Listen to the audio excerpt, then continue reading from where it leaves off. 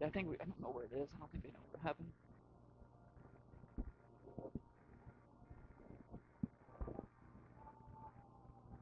Wallace Industrial Tools and Supplies knows Southern Illinois. Located in West Frankfort, they're your Milwaukee superstore with over 8,000 square feet. Wallace Tools has the largest selection of Milwaukee within a 2-hour radius. Find power tools such as drills, saws, lights, shop vacs, and more with pricing lower than you'll find anywhere else. Wallace Industrial in West Frankfort. IBI Management manages over 2.5 million square feet of industrial storage, warehousing, and office space in Tennessee, Indianapolis, Ohio, Illinois, and South Carolina with 64 tenants. Please feel free to contact us for any management needed for your property. Feel free to reach out with any questions to Bobby and Iris Kazadi. With an award-winning body shop right here in West Frankfort, Illinois, Wicks is your hometown Chevrolet, GMC, Chrysler, Dodge, Ram dealer. Come out and visit us in person or online at gregweeks.com. Your hometown dealership right on the price, right off I-57. Kids Corral Incorporated, celebrating 25 years serving the children and families of Southern Illinois. Owned and operated by Gina King and Kristen Cass. Kids Corral in West Frankfort. Redbirds Live, brought to you by the partners of Sam C. Mitchell and Associates, including former West Frankfort High School dual sport standout Lance Brown and fellow West Frankfort alumni and veteran Matthew Caraway. The law firm of Sam C. Mitchell and Associates are proud members of the West Frankfort community and proud servants of all of Southern Illinois. Ask Melissa Walden about Shelter's auto, home, and life options. Call or text at 618-937-2092. Melissa Walden, Shelter Insurance in West Frankfort. Contact Power Wash Plus for a free quote on all your residential or commercial pressure washing needs. Professionally operated and fully insured. Call Power Wash Plus at 618-663-2505 for more information. That's Power Wash Plus at 618-663-2505. Howell Insurance is a proud sponsor of Redbird Athletics. Serving West Frankfort since 1925, we provide auto, home, business, life, and health insurance. Howell Insurance partners with Auto Owners Insurance Company to handle insurance the right way, the human way. Call Ryan, Jessica, or Susan Patton at 937-4000. Experience a taste of Mexico at La Fiesta Mexican Restaurant. We have the best food and drinks for the whole family to enjoy. See you tomorrow, amigos. The city of West Frankfort is proud to support the students of Frankfort Community High School. The future is in the youth of our community. Go Redbirds. McDonald's, family owned and operated. Moreland McDonald's has 21 locations to serve you. People's National Bank has been serving the communities of Southern Illinois since 1909. We believe that great customer service along with a wide variety of products will meet all of your banking needs. Come in and check us out today. People's National Bank, member FDIC. The West Frankfort Aquatic and Activity Center are proud partners of Redbirds Live. Come check out our heated indoor swimming pool, fitness center, and basketball gym. Stop by for a visit, or you can contact us at 618-937-1665.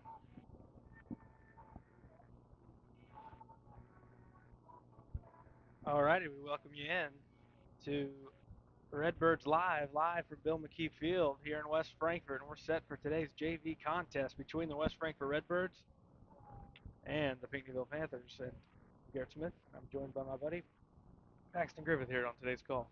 Hey, nice to see you, buddy. How are you? Doing good, hanging in there, and Frankfort's playing some good baseball right now. Yeah, sounds like a good win last night. Long game, this is what I heard, but yeah, Rebels are playing good baseball, and hopefully the JV squad can continue that and make it a great weekend here with 2 wins. Yep, we appreciate you guys for tuning in here in our pregame show. That's brought to you by IBI Management. Here in our pregame coverage with the IBI Management pregame show, and Paxton, the JV team comes in 1-1. They knocked off Vienna during the first week of the season on a Wednesday afternoon, 3-2 against a good program in Vienna that's up really across the board in sports, and then before falling last Saturday to Waltonville Cesar-Valliere 5-1. So you've not been able to see this JV team play just yet, but any tips for keys that you can hope Frankfort can cover today to have a shot to come out on top because in a JV game, it's really what team comes out more energetic and what team can make the fewer mistakes. So let's get to our keys to the game. That's brought to you by Weeks. Anything Frankfurt should focus on?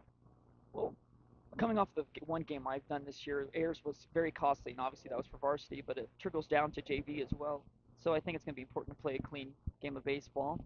The weather's kind of windy today, wind's blowing out, so it's going to be one of those games where you might see whichever team really wants it more than the other. It's pretty cold, good day that you really don't want to play baseball in. It's your classic first of the month season game. So I think if they just come out here play good baseball, it sounds like according to the scores I've heard the first two JV games, it's been close games, good pitchers duels, 5-1, 3-2, so low scoring games. So if you come out play baseball, have a good time, then you should be able to win this game, especially on your home field. All righty, let's get to the starting lineups real quick. That's brought to you by Sam C. Mitchell and Associates in West Frankfort. And we'll begin with the Pinckneyville Panthers. Leading off at second base will be number 2, Clark, batting second. Pitching, number 12, Brand. Batting third at third base, number 17, Higgerson. The fourth spot behind the plate, number 7, Shandel. Batting fifth in center field, number 21, Lucy. Batting sixth at first base, number 20, Rupert. The seventh spot at short, number 13, Smith. For in the eighth slot in left, number 14, Brandon. Batting ninth in right, number 8, Pesca. And in there somewhere, it's a designated hitter. That is Heltar. And I know they've got a couple on the bench, but the JV game last weekend was free sub, and they hit more than just 9 guys. So we'll see. It looks like Frankfurt's going to hit 10 as well. So maybe that 10 slot for Pinckneyville is just the EH instead of a DH. But for Frankfurt, leading off on the mound will be Samples. In left, be Lucas Parker, batting third. At short, Jace Bennett. The cleanup behind the plate, Will Scales. Batting fifth at third, Decaden Sneathen. In sixth, the EH, Ethan Odom. Batting seventh, center, Parker Allen. Batting eighth at first, Hunter Lowe. Batting ninth, second, Cade Reynolds. And in right field, batting 10th, it'll be Nick Hefner. Those are your starting lineups brought to you by Sam C. Mitchell and Associates. And thus far, the JV team has played fairly clean. They had a couple miscues last weekend, but you won a game 3-2 against which you played Vienna and only giving up 2 runs, only giving up 5 against the Waltonville team that hit the ball pretty well.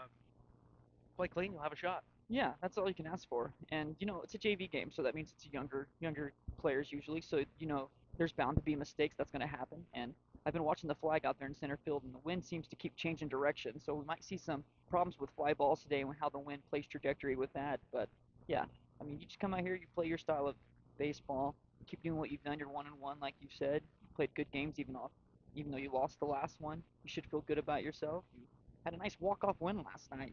Long game. And I know anytime I was a part of a walk-off, vibes were always immaculate the next day.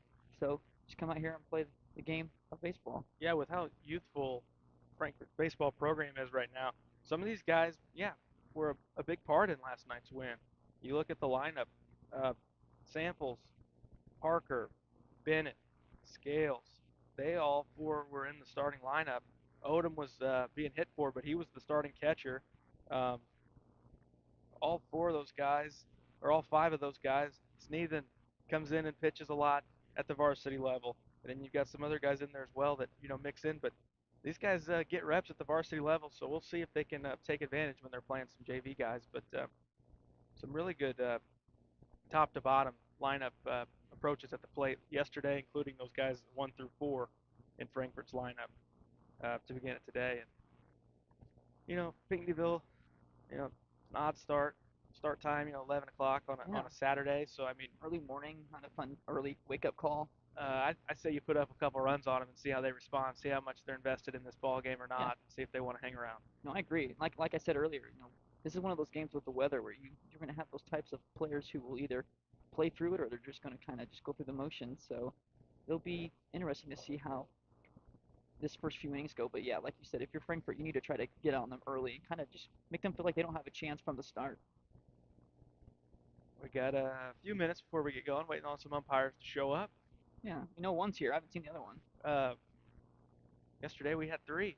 Yeah, And there was three the first game I did too. I was surprised by that. yeah, Never had that when I played. It was always I two. don't think it was intentional. Oh, I oh, think they might nice. have double booked some guys. And I know we were. They had four slated yesterday, and one of them said, "Hey, I'm going home. I'm not going to do a four-man crew," and I don't really blame him for that. And Yeah, nitpicking at that that's a point. scheduling conflict there. They booked two sets of umps yesterday. I'm Well, sure that's what happened opening day, and one of them said the same thing. Hey, I'm not going to be out there. I I guess think you'd it'd be an rather. easy paycheck. Well, about the saying, You I got guess a lot of help. you'd rather overbook than underbook and not have any umpires. I think it'd be interesting. Or I'd like the idea of opening day, conference games, and postseason. I'd do three umpires. No, I agree. I think conference games should always be three umpires. There's a little more behind it, and obviously the conferences are changing now since I've played, so I don't know exactly how those all line out. But no, for sure, I think a three-man crew is very important, especially in big games. Non-conference games, sure you can do two, but uh, especially when I was in high school, I know conference games came down to the wire towards the end of the season when every game actually mattered. So those are very important games to have. Yeah, we had a 3.5 hour broadcast yesterday. I know the softball got a nice win down at Century, 5-1, and that game probably didn't even take an hour and a half. Yeah, I was uh, looking at the or following along on Game Changer, and I think we were in the third inning, and I was announcing the final score from down there. But baseball and softball both in a good spot. Got some coaches that's got their teams in the right spot right now, and it's been a good start because you're gonna hit a stretch where you play some stiff competition, so it's important to get some wins early. And credit to these teams that have done so. Uh, Very good showing from Frankfurt to get going to start this year because you didn't know what you get. You didn't know who was going to play where, and they're starting to find their footing, and that's the importance of early on in the year with a youthful team. And it's been a good start. A good yeah, start for a bunch of young guys getting their first reps on this field at the varsity level against varsity competition. It's been good. yeah. And like you said too, this is a youthful group, so a lot of the guys who played last night are playing tonight, and that's the best way to grow as a player and to grow a young and up and coming team is to get as many at bats as you can against live pitching and just keep going out there and playing baseball. The more you do, the more you'll grow. The 10,000 an hour thing is a true statement. The more time you put into it, the better you'll get. As it looks like both teams are just kind of killing time until they find the two umpires. Yeah, I keep busy with high school and college level, so you're my Cardinal correspondent. Oh yes. Got anything for me going into next week, opening day, less than a week away? Well, anytime you have to face the Dodgers to start a season is not going to be fun, especially when it's 4 games. So, and with Sonny Gray not starting the season on the IL, and you have a guy like Zach Thompson who you're going to use as a starter, you're not asking for a great start to the season, especially when you got guys like Jordan Montgomery and Trevor Bauer waiting for somebody to give them a phone call. So you got the Dodgers first 4 games, and then you have Mike Schilt and the San Diego Padres for 3 right after that. So You're high on them. I could definitely see the Cardinals starting out 2-5, and Probably being okay with it. oh It's yeah, crazy to think that they could start 3-4 and think we like where we're at. That West Coast SoCal road trip, that'll do that to you. you know what? I'd rather get that out of the way early than have to deal with it in the dog days of summer. Because usually the last few years, if you're a Cardinal fan, by the end of May you have no pitching, and you're usually calling up young guys who are not ready for that level. And it's odd. Both of those teams have already played 2 regular season games. So, Yes, the Soul Series, yeah, great, great baseball. and I do like the week in advance to get them adjusted back to back in the right time zone. And with that travel, it really takes a toll on you. That far across Yeah, it's a full day ahead of us. the world, and Crazy. Well, and there's some new, obviously, there's still a lot to be found out about the investigation. But if you've been living under a rock and you haven't heard about Shohei Ohtani and his interpreter who got in trouble for gambling, there's a lot of uncertainties with all that. So there's a lot more questions to be answered for that thing. But a lot of people are pretty up in the air about that. I hear a lot of Pete Rose talk right now. People are. Anytime you hear gambling and baseball, you start thinking of some bad things. But if you didn't do anything to Houston, you can't do anything to Shohei. well, for those that don't know, uh, he was accused Well, according to his interpreter, he said that he was betting on soccer, anything but baseball, which is what you're supposed to. Because if you have any involvement with Major League Baseball, you're not allowed to bet on that sport. And he is saying that he needed the debts paid off, and Otani paid the debts off. So a lot of So the question Pete marks. Rose comparison with the gambling, Yes, uh, but should be in the Hall of Fame, Pete Rose. that's beside the point. We'll let you bring up some more hot takes as we go on through the day. I'm But full of them. we'll pause for the national anthem. We'll come back and give you some Redbird baseball on Redbirds Live.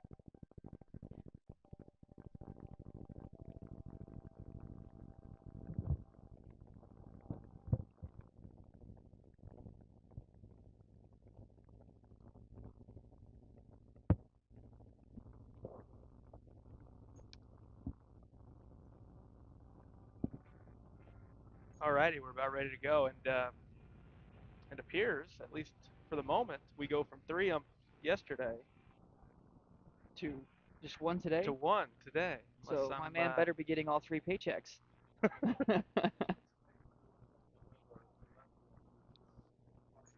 well, I don't think you'd be booking three for the junior varsity, but Hey, you never know. maybe he had one booked yesterday. Well, no, he had four umps yesterday, so I was thinking maybe one was booked yesterday, or thought he was booked yesterday and was supposed to Supposed to come be for today. today, but still wouldn't make sense because there were four that showed up yesterday. So, but Happened one time. I remember when I was in high school, we only had one, and Bob Whittington was the man of the hour. Decided to go out there and be the umpire in the field. So there you go. sometimes you have to adapt. Looks like we've got another one here today, walking out to do the bases. He might disappear on us out there with that camouflage jacket on. He might. Yeah, Mike Joyner going to be doing the bases for the game. I'd probably take that hat off. Yeah. See if you can find a replacement. Might look a little biased, just by appearance, but no, it's. I think he's probably had to do that a couple times before, so he'll be just fine. And for Chris Samples on the mound, let's throw some strikes. Absolutely. Let your defense work. The wind's blowing today. It's going to take a lot to get the ball out of here. Even though the wind is blowing out a little bit, it's a cold day. The ball's not going to be flying, be jumping. I'd see a lot of little dribblers today. So just make sure your defense is ready. Throw strikes and don't make this a 4-hour game.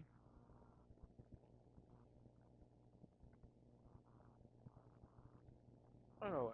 It's a tough. Do you think JV games typically last longer or go I quicker? don't. I really don't know. I don't know. I've never. Uh, This is actually one of my first JV games I've been to.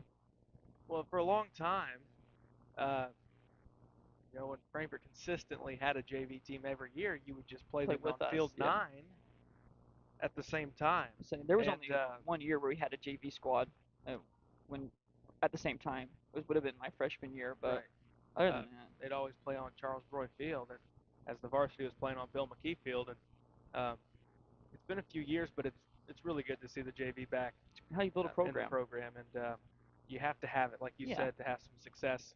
Those guys have to be getting reps at that Yes. level. You can't expect kids who are barely getting any playing time their first 2 to 3 years of high school to produce for you when you need them to. Live at bats is the best thing for you. Anytime you can do anything in the moment and actually go through the motions, you're going to grow as a player. And sitting on the bench, you might learn some stuff, but it's not like being out there. And Frankfurt has some pitching options here at this JV level here today, and they're going to go with Samples to start, but they've got other guys that can throw if needed with Sneathan and Bennett and elsewhere. And we got a couple guys on the bench that threw yesterday, It'll or one guy on the bench that threw yesterday in Patterson, and who was the hero with the walk-off last night. I saw that. Yeah, it'll be interesting today. With how cold it is, players probably aren't used to these temperatures for the last few weeks. So see if Christopher can get a good grip on the ball and throw strikes today, because usually that's where you see problems as pitchers trying to find a grip on a cold day like this, cold and bitter. Second baseman Clark will step in. And with this pitch, we are underway. First pitch in, and it's going to be outside and low for ball one. We're already dusting the plate off. Here we go. That's not helping with our pace of play. Good thing we don't have a pitch clock. We have an ump clock. Yeah. So if the ump violates the time, I mean, what's his violation? You get the. That's tough actually. I don't know what their violation would be. This is going to be strike one, outer edge, on the black, and we've seen that spot get called quite a bit this year early on. Outside to righties, into lefties has been called. Not so much on the other side of the plate, but over there has been a good spot. This ball's put in play. Shortstop Bennett working back, and the left fielder's going to call him off. That's Lucas Parker to make the catch, and we've got a quick out, number one. That was a great job there by Lucas Parker to call him off. That's a much easier play for him to make than your shortstop having to backpedal on a cold, windy day. He was loud enough because I heard him all the way from here calling it, so that's great to see. Great start to the game. Now we got Brand stepping in, and he is the opposite side's pitcher here, the opposition in Pinckneyville, and we've got a quick 0-1 count, called strike. You like this, find the zone, and they're going to beat you, make them earn it, and don't give any free passes. Frankfurt was fortunate to win yesterday with allowing that many walks. High towering pop-up over near second, and Reynolds no issues with that one. Two quick outs. And with a day like today, with it being a little colder than you really are comfortable with, throw strikes because umpires are usually going to call a bigger zone when things are like this. I've learned that firsthand. So throw strikes and let the powers that be. Yeah, it's more of a softball zone is what you'd call it, which is typically a bigger zone. But if it's consistent, it's consistent. Absolutely, so that's all you you got ask to make for. Adjustments to it. Yep. 1-0, this one misses off the outer edge. This one not by much, but it's going to go to 2-0.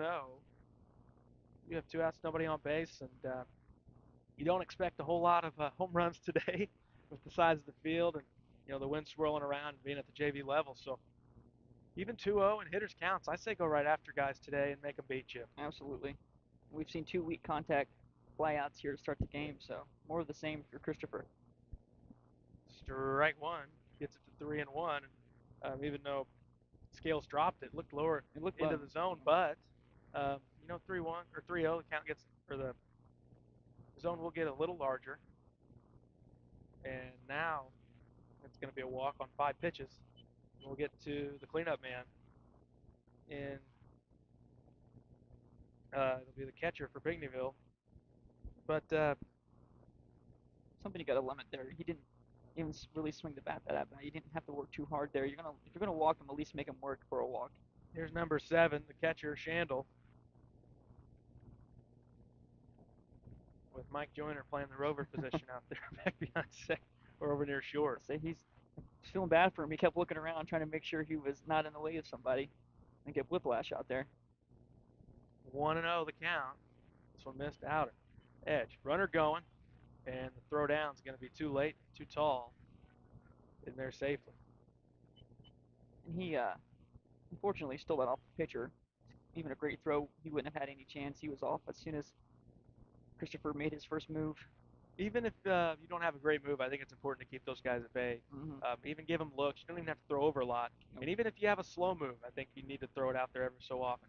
Sneathan trying to make a quick play, and it's in time, and that's going to end the top half of the first. Grounding out is Shandel. We go to the bottom half of the inning. Frankfurt comes to bat.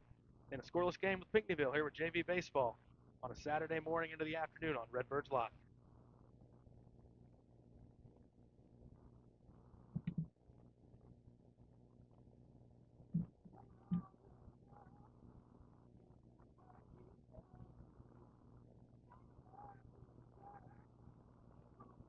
Ask Melissa Walden about Shelter's auto, home, and life options. Call or text at 618-937-2092. Melissa Walden, Shelter Insurance in West Frankfort. Wallace Industrial Tools and Supplies knows Southern Illinois. Located in West Frankfort, they're your Milwaukee superstore with over 8,000 square feet. Wallace Tools has the largest selection of Milwaukee within a 2-hour radius. Find power tools such as drills, saws, lights, shop vacs, and more with pricing lower than you'll find anywhere else. Wallace Industrial in West Frankfort.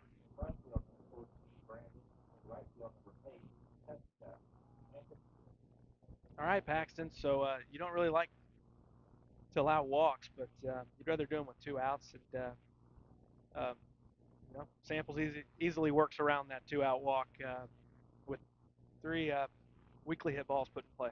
Yeah, he did a really good job, even though he walked 3-hitter. He did a good job of making weak contact. Nothing was hit hard that inning. He took care of business. He did give up a walk, but he didn't let that runner get in his head. The runner didn't score, and that's all that matters. If you are giving up walks, as long as they're not scoring, then things will be okay. It's such an advantage when you get that top half of the inning and you get a quick, clean, scoreless half. And I don't know, the vibes are just better when the lineup's coming up and you don't already have to play catch up, which you see a lot. We already got a 1, 2, or 3 spot or something like that. But let's see if Frankfurt can get some guys on base. Maybe swipe a couple bags here today and really get after this battery for Pinckneyville. Absolutely. This is your home field, so you feel the first punch. Let them feel that punch. And it will be Samples who leads it off, followed by Parker and Bennett, 1, 2, 3 in the Frankfurt order. It wasn't that sun would just peek out. It turned into a nice day here on Saturday, and we were saying before the game, before we got on, that we've been a little spoiled here to start this spring baseball season, because typically it still hasn't warmed up yet. We've had some really nice days. Opening day was beautiful. Really nice weather. It was beautiful yesterday too. Yeah, there was a great day for a walk. You said that the flags swirling all around today, and last night it was there was no movement to it. And here's Samples stepping in. First pitch, hardly hit over to second, and the play is going to be made. Clark flings it over to Rupert. 1 pitch, 1 out. Not normally what you like to see from your leadoff guy, but saw a good pitch and he wanted to go for it. Here's Lucas Parker, and but you like he squared it up, just hit it right at a guy. I'd rather you put the ball in play, yeah, absolutely. First pitch to Parker, strike 1. We've seen time and time again that if you put the ball in play, good things will happen. So that's all you can ask for as a coach. The 0-1 on the way.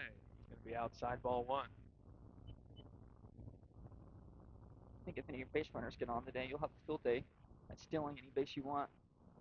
Yeah, and just kind of throwing the pitcher out of his rhythm. We saw it a lot yesterday that with Chester and their starting pitcher.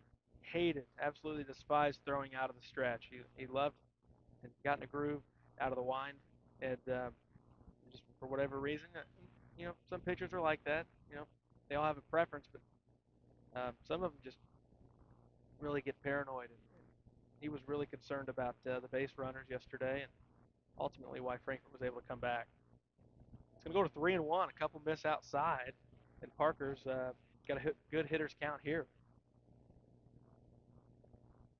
And Brand has to come right after him. You don't want to allow a free pass. Bennett on deck. And ball 4. Just overthrown. He's trying to get too much behind him. Yep. See how aggressive the Redbirds are on the base paths today. What I've seen from this catcher, he is kind of just going through the motions back there and doesn't have a real strong arm. So here's Jace Bennett stepping in. switch hitter, and kind of like Tommy Edman in the sense that he takes a pitch high, but called strike one. But he's in the sense that being a switch hitter, but not necessarily having to. He doesn't hit always against the same or the opposite hand. Yesterday we saw him swing lefty with a lefty on the mound, and in his second at bat after uh, Oh, swinging from the right side. This ball bounced off the glove, and play at first is going to be an out as it was deflected off of Brand, and Smith coming in over from short was able to make the play, so we got 2 outs. Whole lot going on there with the runner going.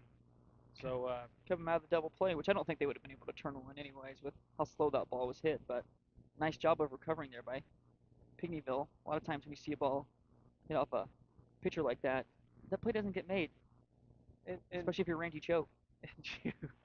but you still have the runner in scoring position. You don't start in there, they probably do get the force at second base. So yeah, that would have been the easy one there. Could have been a cakewalk. And now you're in a spot, a base hit with 2 outs, runners going. You should score a run here. Absolutely. And with the wind blowing today, it's gonna be you'd have to have a pretty strong arm to make anything close at home. Here's Will Scales, who had a good day at the plate yesterday. Some really good at bats that helped Frankfort come from behind to win. Swing and a miss underneath that one.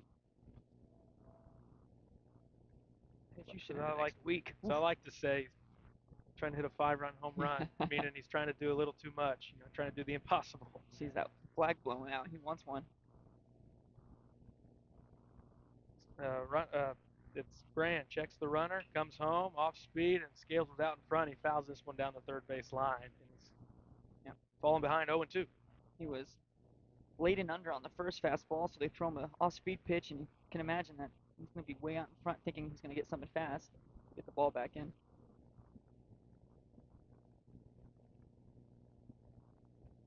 Brand has him 0-2. It's going to be interesting to see how this pitcher recovers from him. I mean, anytime you get hit like that, it's tough, but with a bitter day like today, it's going to sting more than it normally would. Big pitch here early in this game. On the way, swing, and just a piece to stay alive as Scales. Stay 0-2. What have you seen from this pitcher on Pinckneyville's side this far? He's done a good job of staying around. He's being consistent. He's throwing strikes. He's kind of reminding me of Christopher, just throwing strikes, letting his defense kind of work here. And he's got a chance here to do what Christopher did and make it a scoreless bottom half of the first. Pitch on the way, outside, ball one. Yeah, he had the one at bat where it got away from him, but for the most part, he's been really, nice and around the zone, and not been easy for hitters to lay off close ones. On the way, this one's above the zone, ball two. Looked good in the catcher's glove. I think it broke a little late, but oof. Could go either way. You don't really want to let the umpire make that decision for you there. Scales digs back in. He's worked it even at 2-2 with 2 outs. Scoreless here in the bottom of the first. Pitch on the way. This one gets to the backstop, and Parker's going to easily have third, and now a base hit. And he can basically walk home. Redbirds, if they can put some runners on, they might have a chance to just get some easy runs here with pass balls. I've been paying attention to this catcher, and he's not really one to hustle or give much effort. Big difference, him down at third. You can't get as cute with some of your breaking stuff, and if he gets to the backstop, that's an easy run. Just 90 feet away, just going to come on home. Pitch on the way. Swing and a miss. Frankfurt's going to strand one down at third. We go to the second. We're scoreless from Bill McKee Field. JV Redbirds and JV Panthers of Pinckneyville.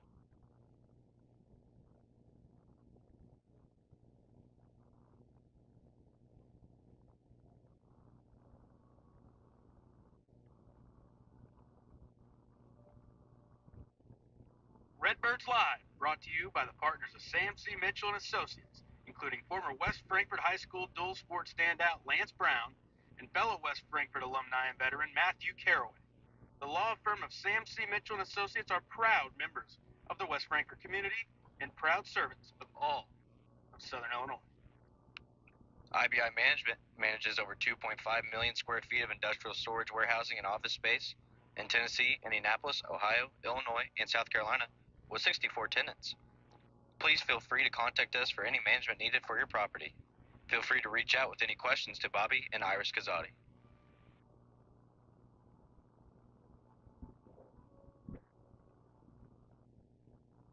All right, through one inning of play, both pitchers, Samples and Brand, have worked around walks, but other than that, pretty good, clean first inning for both guys. Yeah, kind of similar innings, like you said. They worked through some trouble, threw a lot of strikes, minus the walk they gave up. So they hopefully it's more of the same, a lot of strikes and let the defense work. I like the pace we're going Yeah, at, but I say that though. was a good first inning. It wasn't too short, but it wasn't too long. It was good baseball there. Yeah, it seemed to be a good pace, even with a couple of outs coming real early in counts, and you know both guys working around guys in runner scoring position. And like you said it earlier, I think if you get a guy on first, you're probably going to have second base today. Mm-hmm. Um, Probably just third, with, realistically, too. with some of the different elements playing into today. But that's why it's important to not walk guys. Yep. If guys, hit a ball hard, squared up for a single, you live with that. But it's the free pass and then him trying to swipe second, maybe going to third on a ball to the backstop. Then you've got a guy on third without putting it in play. Yep, exactly. And And anytime you have a runner at third, it's going to make the pitcher really, really think about how aggressive they want to throw the off-speed pitches, and it's going to get in their head. And they'll never admit it, but it does play a factor when there's a runner at third base.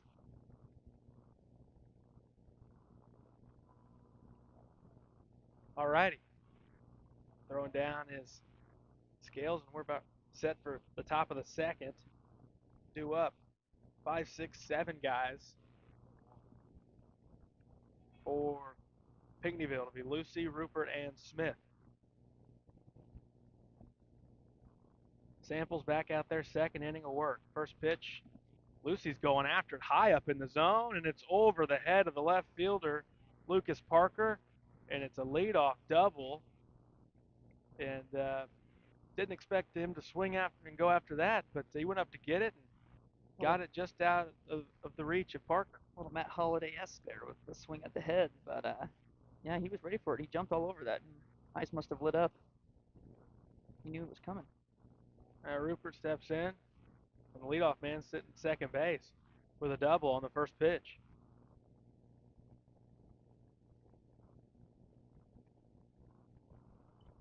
First pitch up and away, ball one. It's important you go right after these guys. The five guy got a double here, but you got the bottom of the order coming up, so don't put yourself in any more trouble by getting free passes to let the top of the order come on with people on. This one's below the zone. It misses up, misses down. We go 2-0.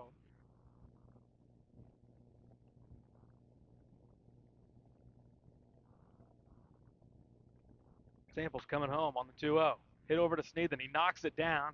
He's going to first. There, and Lowe isn't able to catch it. Runners are safe, first and third. As after the throw, Lucy advanced to third base. Looked like Lowe was trying to fake the third there before he had the ball, thinking ahead before the play happened. That'll happen with young players. Just got to try to minimize it here. Worst case, get a double play, let the run score. You have to score a run anyways to win the ball game. Yeah, limit the damage Yeah, here. absolutely. Nick. Especially before the top of the order comes up. Runners taken and throwing through, and runner is safe. Ball one also for that throw down. So 1-0 the count. Was that called a strike? I can't tell. I think he said it. I think he did call it a strike. Signaled strike one, but I didn't see it. Didn't look on the when the pitch came in. This one's inside.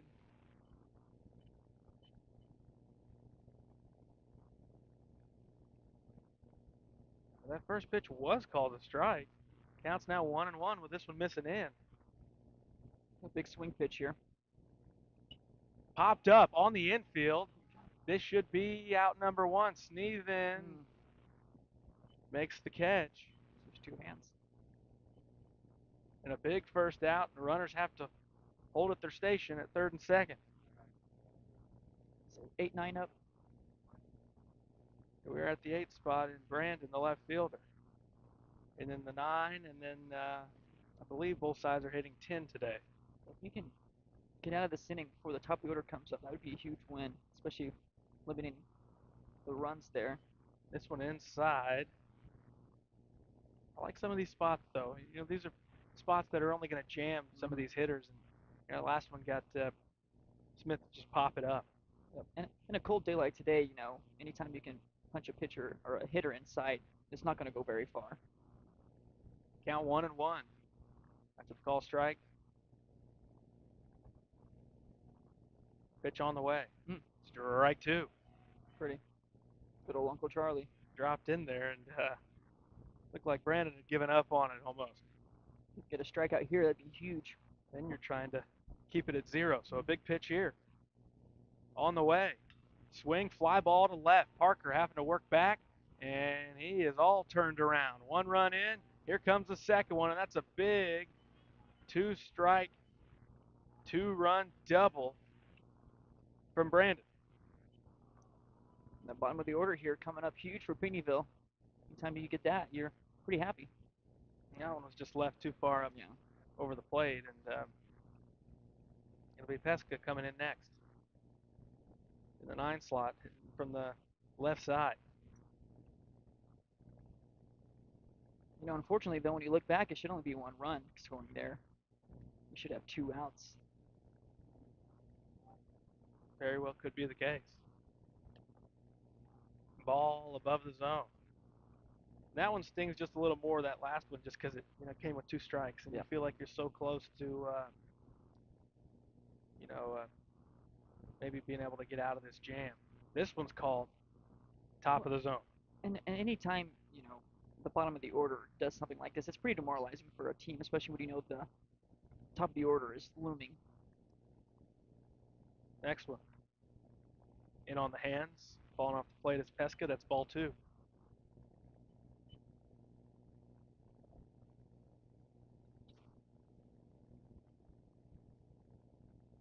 Two and 1 the count. Swing and a miss, and it's 2-2.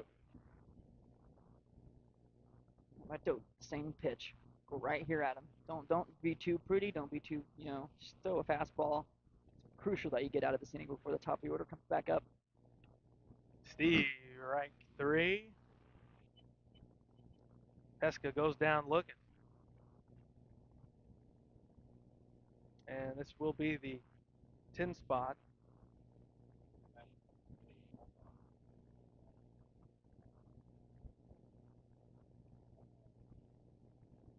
Good spot. I will say this with Christopher, even though he's left some pitches in not so good spots here. That's why it's 2-0. But like I said, it should be 1-0. He's done a good job of when he does miss, he's not missing by much, and he's right around the zone all the time. Need to limit this to 2. Pitch below the zone, 1-1.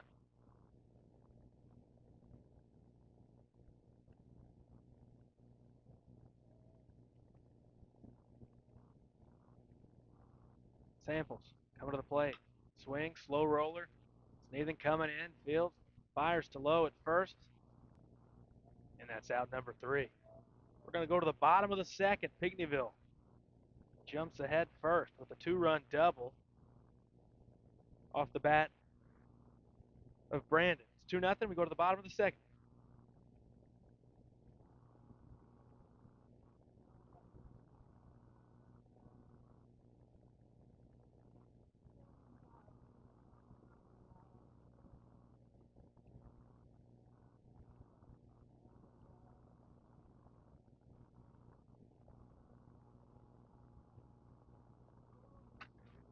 Kids Corral Incorporated, celebrating 25 years serving the children and families of Southern Illinois.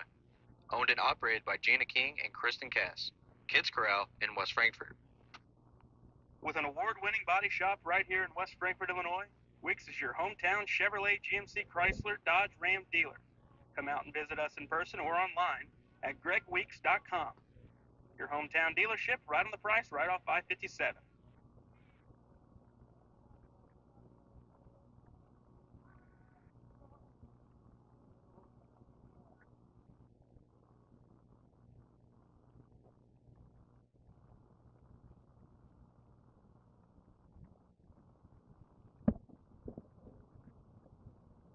All right, Brand back out for his second inning of work. The Redbirds coming up to bat, looking to get some runs on the board, trailing at 2-0. Yeah, pretty big here to at least try to get one back to kind of get some morale, especially after you gave up one unearned run there. It should be 1-0 here. So, but you got to be feeling good. You hit this pitcher. You made him work a little bit in that first inning. So you don't have to get all two back here. Just trying to chip away. Be nice to get a run here.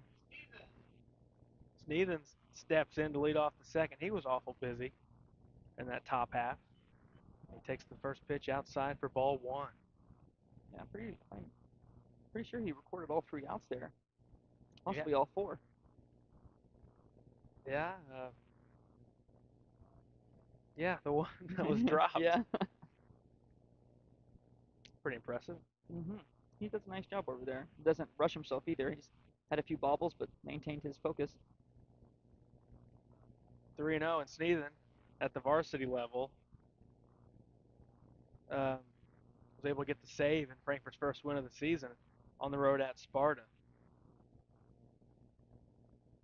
Swing and 3-0, and we go 3-1. Still ahead here, so you're looking for one pitch in one spot. If it's not there, you're not swinging. Based on Coach Overturf's reaction, it looked like that he had the green light there, and he's going to foul out now over to the first baseman, Rupert. So 3-1 count. That's not what you want. Brand comes back from 3-0 to get Sneathen. Here's Ethan Odom, who is Frankfurt's extra hitter today. And probably a good thing with him catching yesterday, catching 7 innings, swing and a miss, 0-1. It's good for him to not have to catch today and try to get some live batting in and get his timing down before any conference games get going. And that's a luxury Frankfurt has. They have 3 guys that can catch in Odom, Scales, and Bennett. So 3 guys that they can go to, and that's something they haven't had in the past few years when they had Jack Hogg back there. It was Jack Hogg or nobody back there catching. So count goes 1-2 as Odom swings through this. The Parker Allen on deck. The 1-2 on the way. Swing and a miss, and Odom goes down.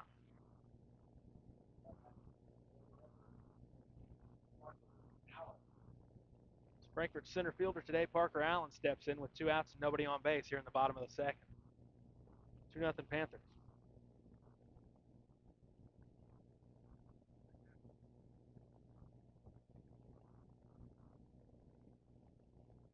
Brand is just starting to settle in. This one, too tall, ball 1.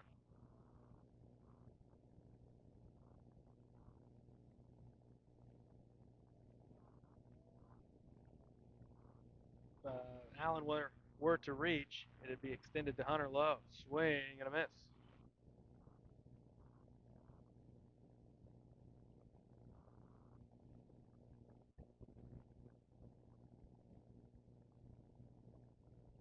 On the way with the 1-1. Below the knees, ball 2. And you want to get somebody on here. You don't want Brand getting in too big of a rhythm and feeling like he's king of the world, getting everybody out. But it's important, even if you don't score runs, to not let him have clean innings. Yeah, and momentum's definitely on their side. They score 2 that inning. They can get 3 outs here. The top of the order's coming up, and they're going to be feeling pretty good about themselves. 3-1. On the way to Allen. Swing and a miss. We run full. 3 balls, 2 strikes, 2 outs. No one on here, bottom 2.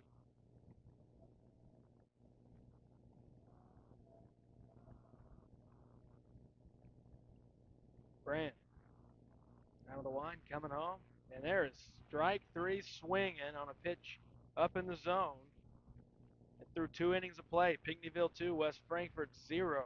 Take a quick break here from sponsors and give you the top of the third from Bill McKee Field in West Frankfurt.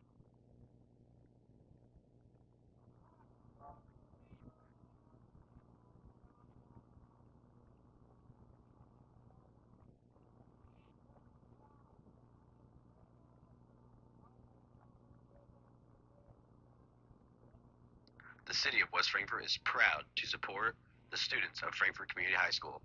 The future is in the youth of our community. Go Redbirds.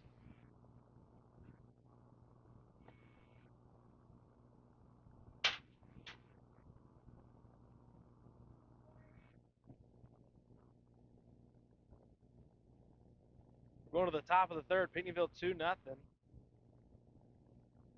Leading West Frankfort. And yeah, that second run was the big one. You were kind of okay with guys, being at second and third, no outs. You were all right with letting one score. The second one, you don't know how many runs are going to be scored today. Runs might be at a premium the way Brand is thrown, and you're right. You do have to score to win, and now Frankfurt's going to have to score at least two to keep it going, and three to get on top. So I think getting guys on base very important for Frankfurt, and it just leads back to this where a quick inning would definitely benefit Frankfurt's momentum going forward, because baseball is all about momentum swings and which team's riding the wave. And a quick one is needed here for Chris Samples and his defense. It's got the top of the order coming up here too, which will be tough. They scored their 2 runs there in the bottom of the order, so it's kind of odd. The top of the order, pretty easy work. Soft contact against Samples. We'll see how they do second time through. Here's Clark, second baseman, who popped out his first at bat. He takes a pitch high for ball 1.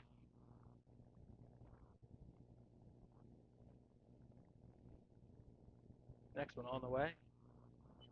Off the plate, ball 2. You definitely don't want to walk the first batter of the inning here.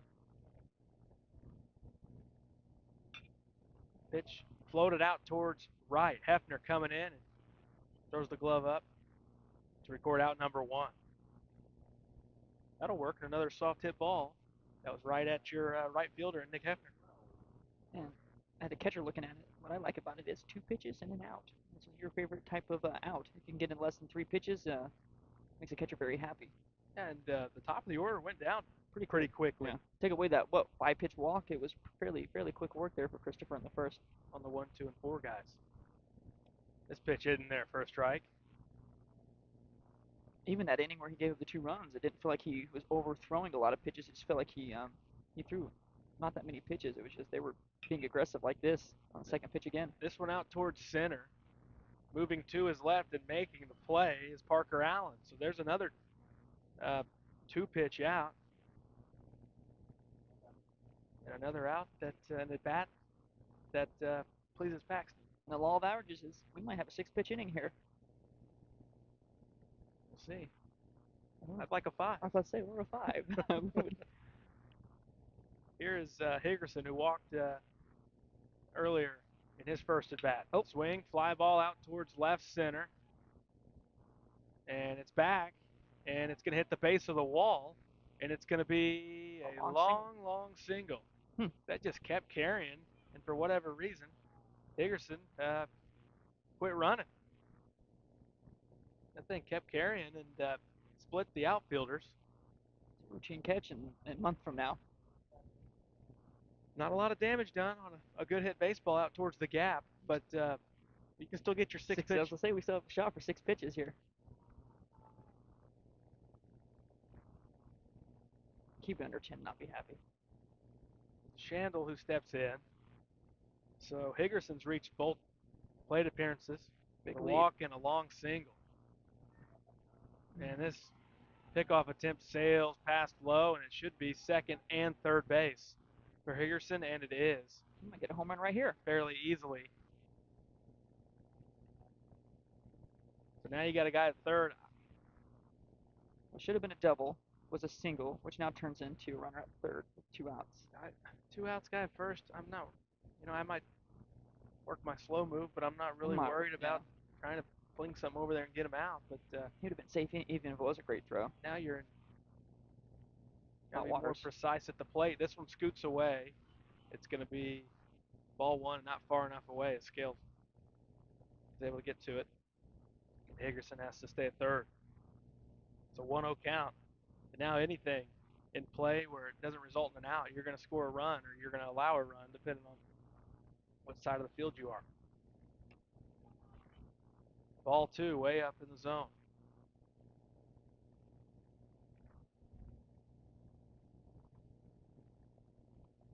Hitters count here for Shandle, 2 outs, runner at third.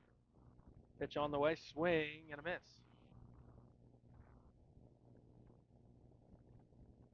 It's a big added run over there if Pinckneyville could get it, especially 2 outs, no one on, and now they've got a chance to bring something in. And it was just a walk or a long single, but then the 2 bases on the throwing error, and it gets away, and there's the run. They got away from Scales. This is before that runner scored. Obviously, I was going to say this is a pretty big out here because you have the 5 guy on deck who got that last inning started for them with a big hit. So it's going to be crucial there to get that out. But obviously now you just got to try to avoid a walk. That errant throw looms large. Popped up, foul to the screen. Goes full. Now you probably at worst are looking at him, that runner probably sitting at second base right now. And if the ball gets away from your first baseman on a throw here, he's going to make it to third base. To his left, Bennett fires to first. Low comes off the bag, and the runner's safe. Throw was up the line. And what looked like it was going to be a quick inning is extended to a 5th batter. It wasn't a great throw, but play still should have been made. It had to pull low more mobile. off the bag, and he was not able to get the tag on the runner, Shandle. The Lucy who steps in, see if that double out to left in the second. Runner's going. It's popped up. Scales trying to turn around, and he can't catch it in foul ground. Strike 1.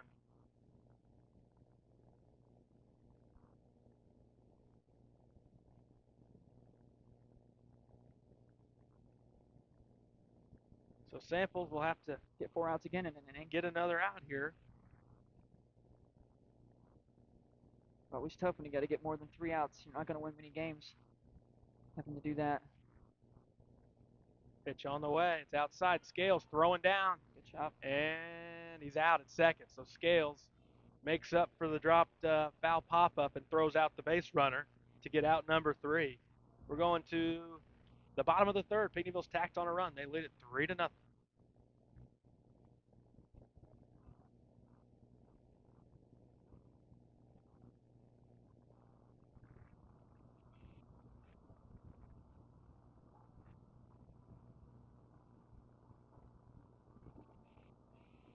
Redbirds Live, brought to you by the partners of Sam C. Mitchell and Associates, including former West Frankfort High School dual sport standout Lance Brown and fellow West Frankfort alumni and veteran Matthew Caraway.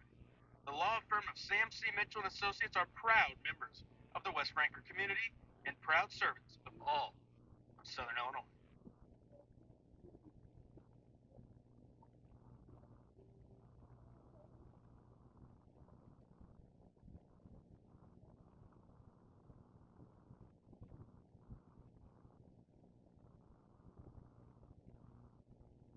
We head to the bottom half of the third inning. Pinckneyville leading at 3-0 over your JV Redbirds. And that one came with 2 outs, no one on base, single to the wall, and advancing to third on a throwing error with an attempted pickoff, and then coming home on a ball that got away from the catcher. So those are the ones that hurt. You'd almost have rather Higgerson just went deep there instead of him scoring the way he did. Yeah. Would have been cooler for sure. Saved some time. But you wouldn't have felt as bad about it. You just say, all right, he got his nice hit ball. It looked like it was going, but but like you said, I mean, anytime you got to get 4 outs in an inning is going to be tough. They've really only scored 1 earned run.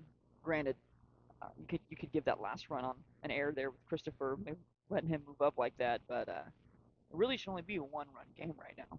But hey, it's only the third inning. You're only down three, so you have plenty of time just to chip away or get back. Or heck, you can get all three right here in this inning if you want.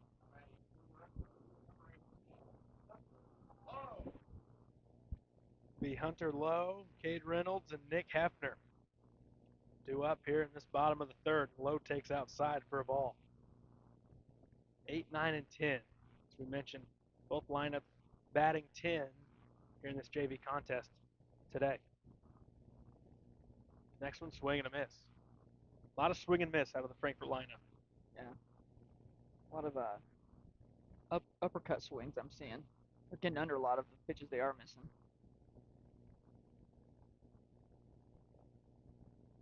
1-1 on the way. 2-1. And this pitcher's not an overpowering pitcher, so he really shouldn't be blowing it by anybody. There's been a couple of bats where we've seen him try to overthrow it a little bit, though, and he's fallen off to that first base side, and the pitches ended up on that side as well. It happened in the first, and we're seeing it a tad here. This one just above the zone, and it's 3-1. Hitters count for Lowe.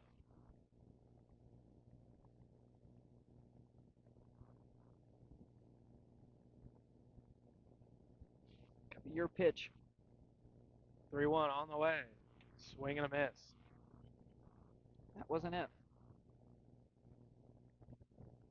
Some frustrating approaches here. 3-0 counts, 3-1 counts. Redbirds could have easily had 2 or 3 more walks this game, but they're swinging at bad pitches and helping out Pinckneyville. Payoff on the way. Ball 4. Lowe takes up and in. So you still find your way to first base with a walk, and if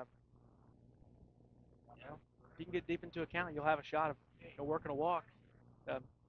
He didn't put any balls in foul play there, but he was able to lay off when Brand, had a loss of control that at bat, and so Lowe is the base runner. Swing, and this one smacked back up the middle. It is through, and that's a base hit. It's going to be first and second as Lowe advances to second base. Base hit for Cade Reynolds. First pitch swinging. Great approach, nice swing, went right to the ball. Sent it right back where it came from. Probably been the best swing and hit of the day, honestly. I mean, where it came from, you take away what could have been a home run, that was a single. Now you're at Nick Hefner, who's in the 10 slot, the right fielder. Do you bunt here, Garrett, or what are you doing? What are you thinking? We're in JV. I'm swinging the bat. So you got a pretty big hole there at shortstop. That's strike 1. That shortstop's going to keep. I don't know why they're. I don't know what the scouting report is, but I would say Lowe's not a still threat. And I know it's early, and you don't need them all back right now, but it might be a different scenario if it's 2-0 instead of 3-0, and 0-2 quickly on Hefner.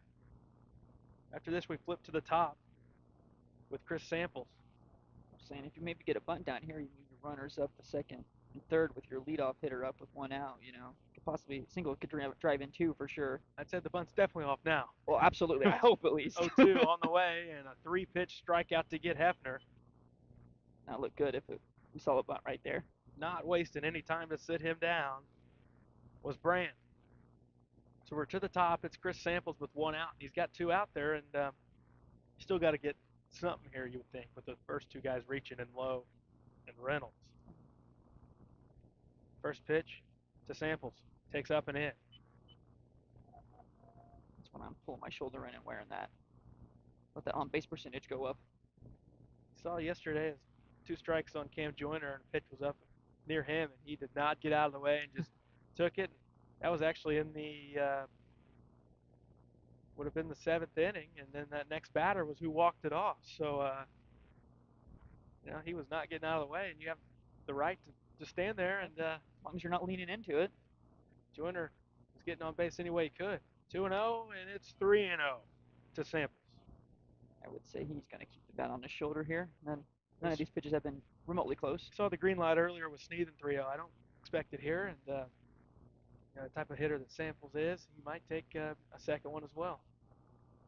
Pitch on the way. Strike 1. This pitcher's really working inside here on these hitters, and I don't know how smart that is with the shortstop playing second for some reason on Lowe here. I mean, you're leaving it wide open there on that side of the field, and I mean, don't Lowe think is not a stills threat. I don't think you have to worry about him running. Yeah, And this one's way outside, and we're gonna have the bases loaded with one out, and it'll be Lucas Parker coming into bat.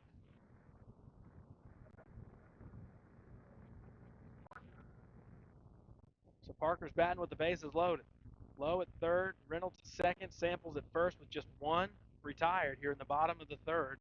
Frankfurt trailing at 3-0. So now's a good. he's been struggling to find the strike zone here. You don't want to help him out by going and swinging at anything outside of the zone. And fly ball here is not a guaranteed sac fly, so Strike one, and that's a big strike call there instead of going 2-0, and that looked to be Ricky, off the plate. as Ricky Horton would say, that is a swing pitch there. It's Brand back in the wind here with the bases loaded. You'll see that. This is fouled back to the screen, so 1-2 on Parker.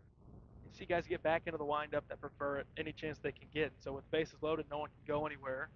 You see Brand there, and he does seem to get a little bit more velocity out of the windup, as some guys do, and it's definitely a comfort thing. And he's already got Parker in the hole. 1-2. Pitch on the way. We're laying off the breaking ball, off the plate. We go to 2-2.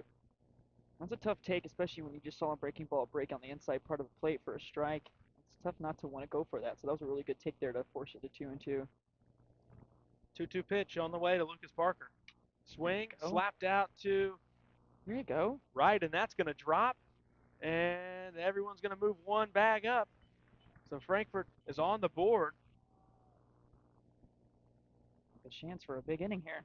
RBI single with 2 strikes for Lucas Parker out to right field. And I thought, if Pesca comes after that quick, he might have been able to get the force at second, because originally the runners were holding, thinking he might catch that on the fly. I don't even think Christopher was halfway there when it hit the ground, so he had plenty of time. I just don't think he knew the situation. Here's Chase Bennett. This ball locked in the dirt. All I'm saying is this. If he pulls one down the line, you can walk home from first. He's way off the line down there and right is Pesca with the left-handed hitting. Chase Bennett. Next pitch from Brand. And they get him to pop up. That's going to be an infield fly for out number 2. It's okay. Here you got 2 outs. You can still get some runs here. Maybe a pass ball. We've seen that this catcher for Pinckneyville is not one to drop and block, so that's a very great opportunity here. Will Skills struck out his last at bat, so he's got a chance here to make up for that with bases loaded. Will Smith plays for the Dodgers, and he's a catcher. That one misses the zone outside.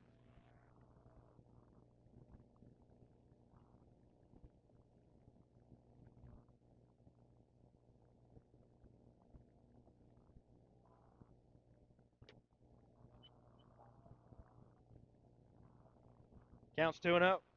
Bases loaded here. Don't be over aggressive. It's what every kid dreams of.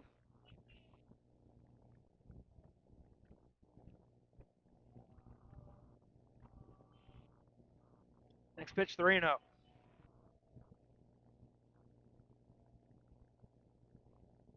Got to be on the tee, but I still wouldn't swing even if it was on the tee.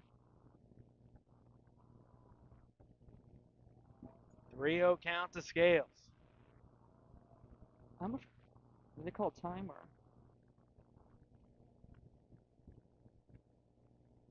The catcher's going to go out and talk. I think we got a confusion here with the what the count is. 2-1. He called one of those a strike. I thought he called that last pitch a strike.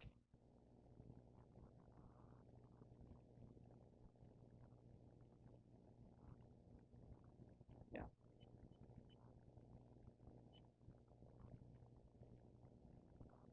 I thought he might have called it, but then he had his hand out to the side, but I was like, there's no way he's calling that outside, so it had to be a strike. That was called a strike? Yeah. His umpire was up here earlier saying he wanted a quick game. He's living up to it. Got an Angel Hernandez sighting here today. So 2-1 is the count. It's all right. We're going to score some runs right here on this pitch. Fouled back is 2-2. That's a big change here from 3-0 to 2-1 now. And you got twos everywhere there. 2 balls, 2 strikes, 2 outs. And you had Coach O and Coach Smith happen to. Are you sure you called that a strike? Yeah. Wasn't close. So Nowhere close. big difference. 2-2 now to Scales with the bases loaded.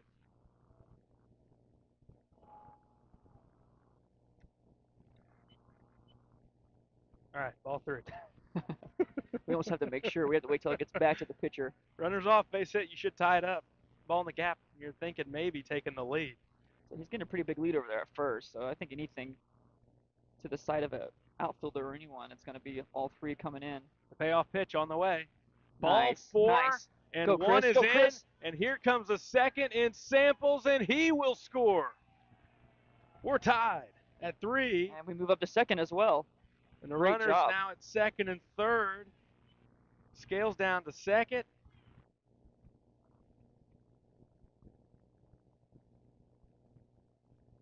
Lucas Parker to third. And how about that hustle? As the ball got away, Scales gets an RBI walk. He takes second base. And Boyer's going to come run for Scales at second. Courtesy for the catcher. And with the runners going, Samples, he saw that get away and he was thinking home all the way. And I like it. Push the envelope. They had to make a perfect play to be able to get him out. And they were still late. It was still a really good placement on the throw, but catcher was a little lazy getting to the ball. Been all night. Doing his best Paxton get out of here. Getting Get to the backstop. I never Slapped had to do up that. the middle. Moving towards his left, and it gets past the center fielder. There's a 2-run extra base hit for Decaden Sneathen, and Frankfurt's put up 5. He's going for third, and he is there. And the ball got away from the relay, and it's going to be a 2-run, 2-out triple for Sneathen. That might have been the shortest triple I've ever watched. He takes the shortest stutter steps. That was great, and the dugout is pumped up for that. But once again, you push that envelope. They have to make every part of that play work, and it didn't. And it's an easy. He ended up getting into third easily. Saying that was big. He had a 3-1 count his last at bat and flew out, and he came up aggressive, ready to go, and now you have a 2-run lead. So you got them all back and more. This pitch up and in on Odom for ball 1. We asked for 1 run this inning at least. We've gotten 5 so far. And 4 of them with 2 outs. Does it get any better than that? Let's see if Odom can get some more here. This one's slapped down the left field line. It's going to get out of play. And looks like it landed on top of the netting over there down at the batting cage. Have Drew Smith climb up there later and grab it. Yeah. I'm not. We got him busy right now. Working our camera, or else That's why I said later. I said later. We won't make him do it now. They might need it before later. That's true. Next pitch, swing, and couldn't get a piece. It's 1-2.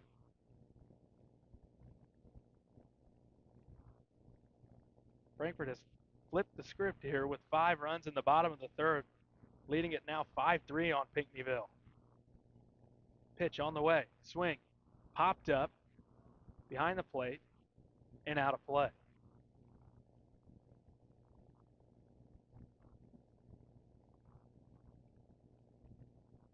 Anything getting away, you expect Sneathen to be able to come home. Anything that at least, gets to the backstop. Yeah. Gets a few feet away, he won't be coming. But pitch on the way, too high, ball 2. Anything at the backstop. Catcher hasn't shown a real effort to run to him, so momentum has shifted sides here big time for Frankfurt. Swing and a miss. Pitch on the outer black. That's going to sit down Odom and in the bottom of the third, but not before a 5 spot for the West Frankfurt JV Redbirds. And they lead it 5-3 through 3.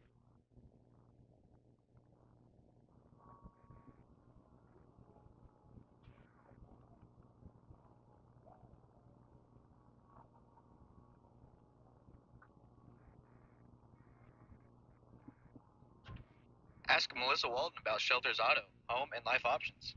Call or text at 618-937-2092. Melissa Walton, Shelter Insurance in West Frankfort.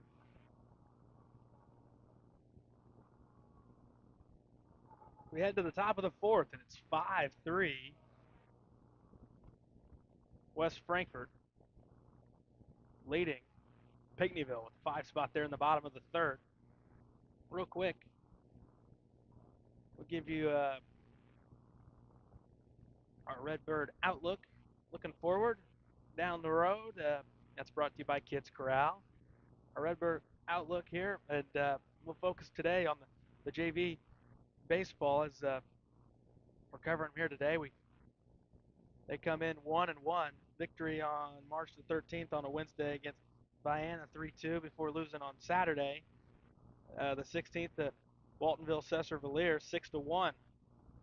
In addition to today's broadcast, we have picked up at least 2 more JV games, potentially a couple others, but we have 2 confirmed dates that we will have some JV coverage, and that is April 27th and May 11th, both on Saturdays. And as of now, that April 27th game against Heron is scheduled for 11 o'clock first pitch, and then May 11th, Saturday, the second Saturday in May against Johnston City at 10 o'clock first pitch. So after today, we've got at least 2 more lined up to bring you here on Redbirds Live with Frankfort JV Baseball, and that is just in addition to all our varsity home games, which we will have throughout the regular season. That's your Redbird outlook, brought to you by Kids Corral. In the inning where we saw some miscues. So just hoping for more of the same here. Keep the line going and don't stop. Keep your foot on the gas pedal, as they would say. Yeah, and they always say it's really key after a big crooked number like that to try to go out and get a quick inning. Yes. Absolutely. You want your hitters to get back in the batter's box, and you want to keep the line moving. And here's a guy who led off the second with a double, and that was tomahawk shot. Yeah, way up in the zone. That was Pinckneyville's best offensive output in an inning this game, and they scored 2 there. And he goes after another one that was up in the zone. Left fielder Parker, a couple feet to his left, and 1 pitch, 1 out. I will say I do like, Pinckneyville side of things that they're trying to get to Chris early in counts. There's no reason to try to sit around. He's throwing strikes. So if you see a good one early, go after it. You've seen it on strike zone, so you might as well not let him hold your fate. Swing and a miss from Rupert. He's trying to put it in play.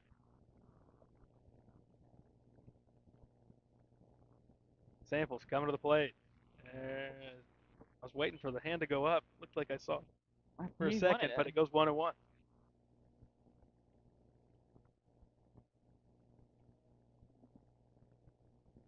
Next pitch on the way. Swing and a miss.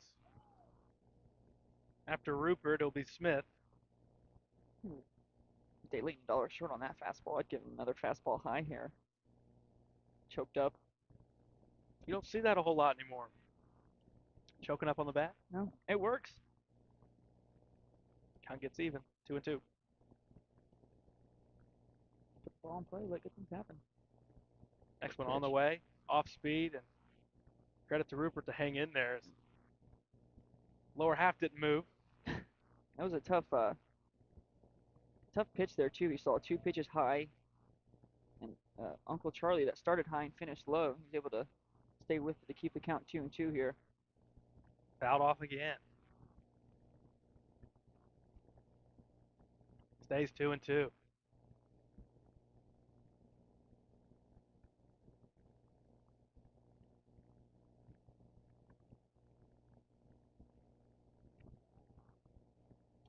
Nice. Fastball high. There's strike 3.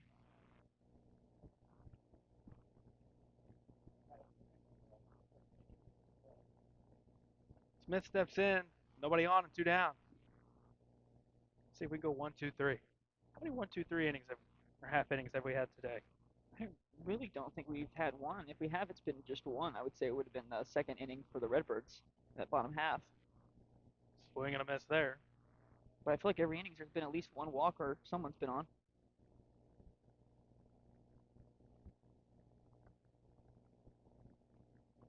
Samples looking to get through his 4th inning of work. And almost ducking into the ball. So his head was over the plate.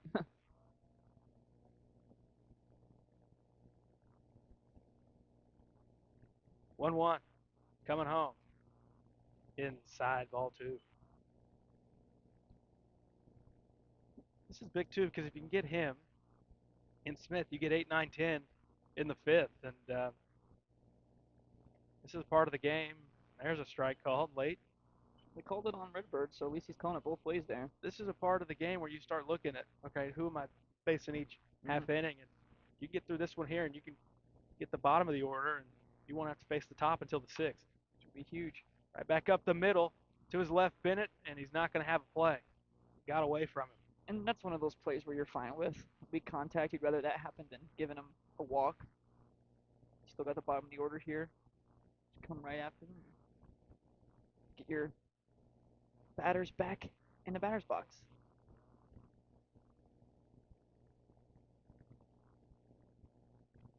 Brandon steps in. He had a big hit. Drove in 2 back in the 2nd. First pitch. Scooping at his scales. Keep the runner at first.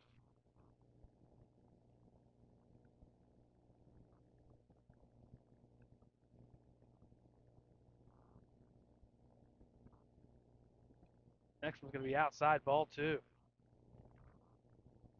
2-0. The count to Brandon. There at first. Samples comes set. Comes to the plate, and it's ball 3. You don't want another inning where you get the first 2 guys and then you allow something to happen, late in the inning with 2 outs and no one on. That's what happened last half inning for Pinckneyville. And this bottom of the order for them has shown to have life, so. Swing on a 3-0, and it's back up the middle for a base hit. It's going to be runners at the corners. And it's instead going to be a run coming home. Samples safe. And the tag's going to be late. At the plate, coming home and scoring. Just a young mistake there. You don't need to. He had no chance of getting him out at third there. Now you let him walk home pretty much, and it's 5-4. And top of the order looming. Pesca will step in.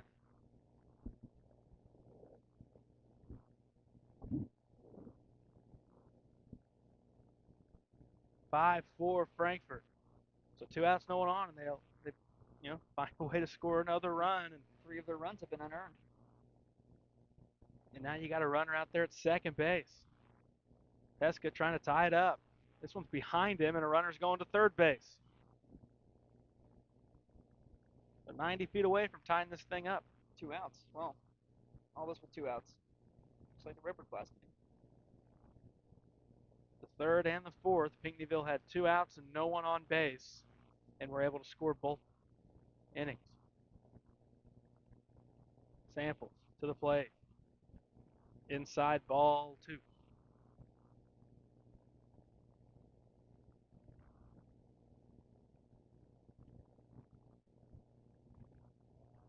Next one on the way. Strike 1 called. That was a worm burner there. How you can call that a strike, especially when the catcher's scooping it out of the dirt there at the very end.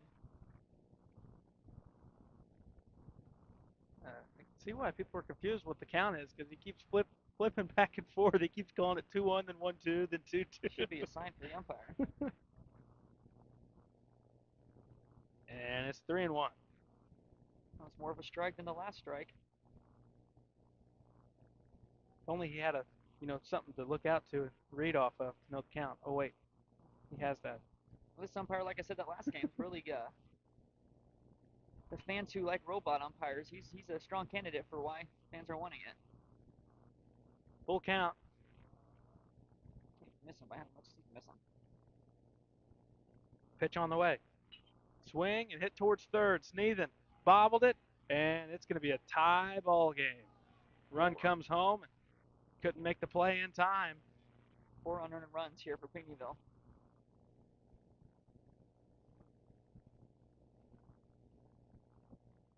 Making the routine look hard.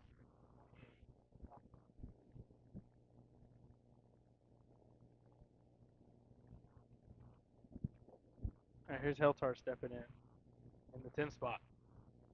2 outs, runner at first. Strike one. Brand new ball.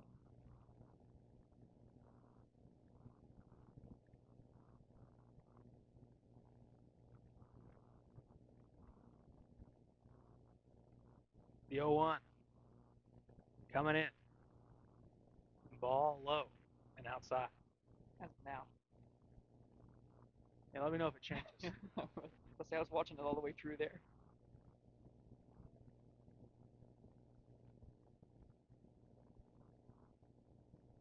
Next one. It's going to be 2-1.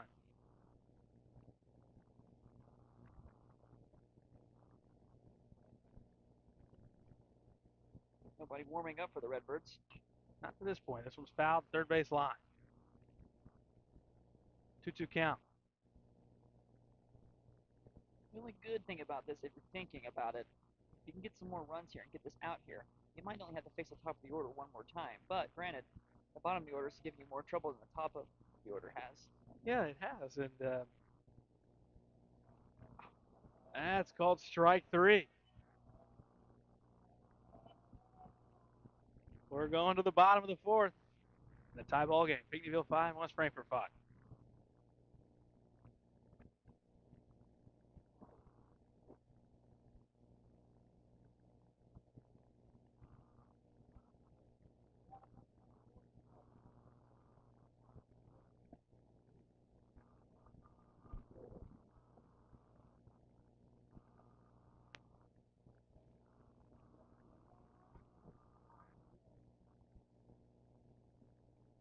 Wallace Industrial Tools and Supplies knows Southern Illinois. Located in West Frankfort, they're your Milwaukee superstore with over 8,000 square feet. Wallace Tools has the largest selection of Milwaukee within a 2-hour radius. Find power tools such as drills, saws, lights, shop vacs, and more with pricing lower than you'll find anywhere else. Wallace Industrial in West Frankfort. Kids Corral Incorporated, celebrating 25 years serving the children and families of Southern Illinois. Owned and operated by Jana King and Kristen Cass. Kids Corral in West Frankfort.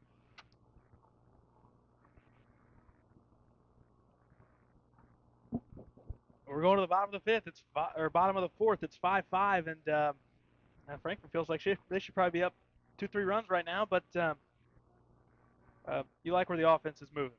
Yeah, that last bottom half of the inning was a really good inning. So you want to see more of the same if you're Coach Smith, and also if you're Coach Smith, you want to see less of what you've seen on the defensive side. You've given them 4 unearned runs here. Should be a 5-1 ball game, and stress levels should be down a little more right now. But we got bottom of the fourth here. A lot of baseball left. You can do what you did last inning, just clean it up on the defensive end. I mean, Pinckneyville's not killing you with the bats. They really haven't. They had that one inning there where they had a few shots to the fence, but other than that, it's been little dribblers and Frankfort hurting themselves. Looks like we will have activity in the bullpen down the Frankfort way. Appears that Lucas Parker's the one warming up. They're getting set to warm up. Just now playing catch, but we'll see if Frankfort moves in that direction. On the other side, it's still Brand's game out there to go out there and throw, and he's trying to bounce back after giving up a 5 spot there in the third. This is the big bottom half here for the Redbirds. Momentum's on Pinckneyville's side again, and you need to regain it here before the top of the order comes up for Pinckneyville. Parker Allen, Hunter Lowe, Cade Reynolds. And like the Pinckneyville lineup, that's what got it going for Frankfort's side down there at the bottom. A low walk, wasn't it? There you go. 0-1, hit towards the hole over at short. A bobble and no play. It's going to be Parker Allen reaching as looked like Smith might have been able to come up and make a play, but the weather like today, it would have been a tough throw to get all the way across. You would have had to throw across his body, but he let that ball play him. He stayed back on his heels there and didn't come towards the ball. He opted for no throw. Here's Hunter Lowe stepping in. He walked his first time up, swings and fouls one back, out of play.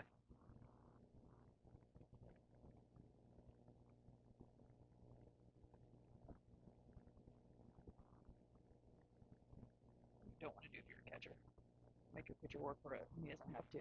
Your pitcher jump trying to catch the Yep. throwback to the mound. Especially when it was a foul ball. All right, so it's 0-1 to Lowe here. It's Allen who leads from first. Oh wow. Ball outside. 1-1.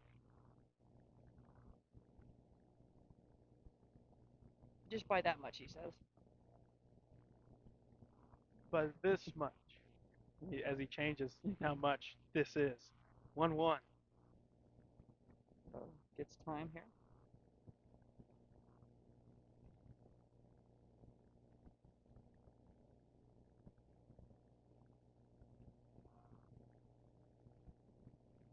All right, Lowe back in. Brand coming home. Swing and popped up. Catcher might have a play. He works to the right. Throws the glove up. Makes the catch in foul territory. So Shandle easily puts away Lowe on the pop-up in foul ground. Here's Cade Reynolds, who came up his first at bat. First pitch he saw, he slapped right back up the middle for a base hit, and looked good in that one pitch he saw. And that was Frankfurt. That was the real momentum. You know, Lowe had the walk, but that first pitch base hit up the middle was a nice boost that helped Frankfurt propel to that 5-run third. Swings through this one, strike one. Yeah, I won't lie. It took me by surprise. I really expected him to either take a pitch or I really thought he might try to get a bunt single down. So when he flung it back over the middle there, it was a nice surprise. 0-1 pitch, foul to the screen. He's got the classic one batting glove, no batting glove. Hunter Pence made that famous. And so what's the reasoning behind that? Is there any?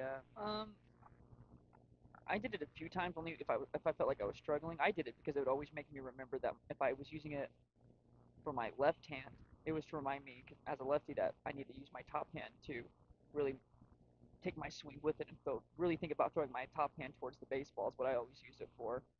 Some people just use it because they have things wrong with their hand or some marks. In the one glove, I know a lot of times we got a 1-2 pitch, foul down the third base line. I know a lot of times without a glove, you got a better feel for the bat too. And most of my playing time, I was straight no batting gloves. And so, you know, grip-wise, you know, you see it in golf a lot. Majority will just be one glove, and it's for that cross between having the best grip you can and not losing it when you swing it. Right. 1-2. I've done that. On the way. Too high. It's 2-2. Really hurts the ego. You have to go in front of everybody and go grab your driver that went farther than your ball. You've thrown your driver? Yeah, on accident when I was swinging. When I was trying to hit it as far as I could, and I missed it. And you said it went further than the ball? Because the ball was still on the tee, and the thing went flying out of my hands. Slap towards the hole, and another base hit for Reynolds. And this one on a breaking ball. Reynolds is 2 for 2 with 2 singles.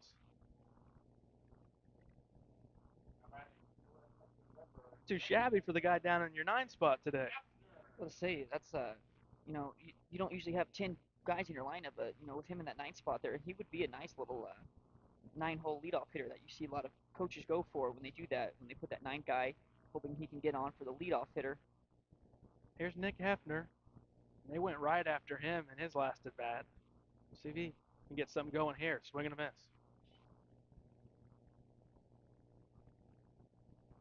0-1 quickly on Hefner. 2 on, 1 out. 5-5 here, bottom 4. Frankfurt and Pinckneyville. Next one, outside. Ball 1.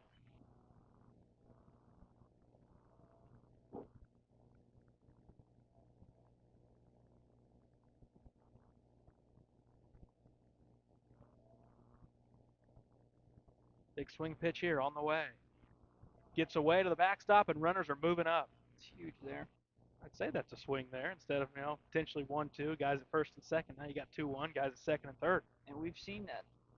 We have just as good a shot of getting another pass ball there than we do anything else. So we scored 2 of the 5 runs, and that last inning were on the pass ball variety. Got time. I'll go out and talk. This mound visit brought to you by Power Wash Plus in West Frankfort. 2-1, one out, 5-5, bottom four. It's important to get something across here. Figuring out where they're going to eat after the game. You think? Oh yeah. Should we go to La Fiesta or should we go to Mike's Drive-In? We're not here very often.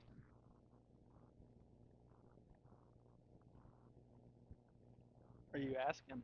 No, I was saying that's what they were saying. I'm not asking. I'm not going to I either was or. wondered. I'm going There's to a Papa long, John's there's a after long, this. there's a long pause. Hefner lays off. It's 3-1. I'd say you go hang out with our fine folks at La Fiesta. I had it yesterday, and let me tell you, it was magnificent. A little college basketball on at the same time. Can't go wrong. 3-1. This one's too high, and Hefner's going to walk. Here we go. Base is loaded for Chris Samples. And hey, Chris, if you want to be the pitcher of winning record here, help yourself out. Yeah. Drive in a couple runs. Have a pitch change. Yeah, and First one of the game. believe it or not, this is not planned. This one is brought to you by La Fiesta Mexican Restaurant in West Frankfort. This change, we will see Smith take over on the bump for Pinckneyville. Okay, so the book isn't officially closed yet on Brandt, but what's your takeaway from him today? He had some good innings, he had some down innings, but overall, I think the down innings weren't really bad innings on his part. Yeah. Frankfurt just put the ball in play, but what did you see from Pinckneyville's starter? I thought he did a good job. He threw a lot of strikes, and that's really all you can ask for. I mean, you'd rather your guy go out there and throw strikes and make them put the ball in play than anything else. And like you said, I mean, there's obviously some more runs here that he could possibly be charged with, but with what stands here now with 5 runs, 3 of them were unearned. So he's a lot like Christopher, where he did a lot of his job. It was just some unfortunate events that occurred. So I think if you're Pennyville, he did a good job. That's all you can ask for. Throw a lot of strikes uh, and you're sitting here 5-5, so he's giving you a chance to win the game. So that's all you can ask for. So Smith is coming over from short to come in as Pinckneyville's second pitcher on the day.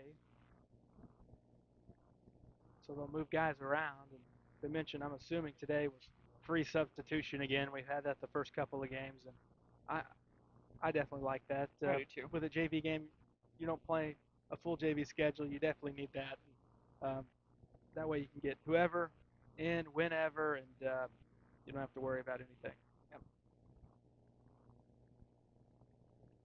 Be interesting to see how he does, though.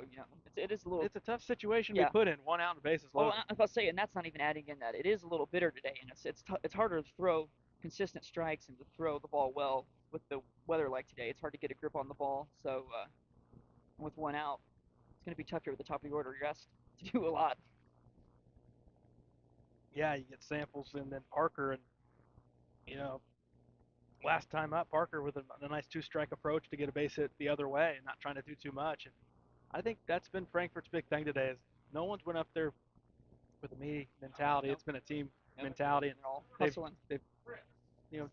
done their part, and played for the long game and not trying to get it all back at once. And here's Samples, first pitch, ball one. Yeah, no, I agree. They're all doing a good job, and for a young team, they've made some mistakes on the defensive side, but they haven't let that come to them in the batter's box, which is always really nice because you see a lot of players struggle with that. There's a strike in there from Smith. 1-1.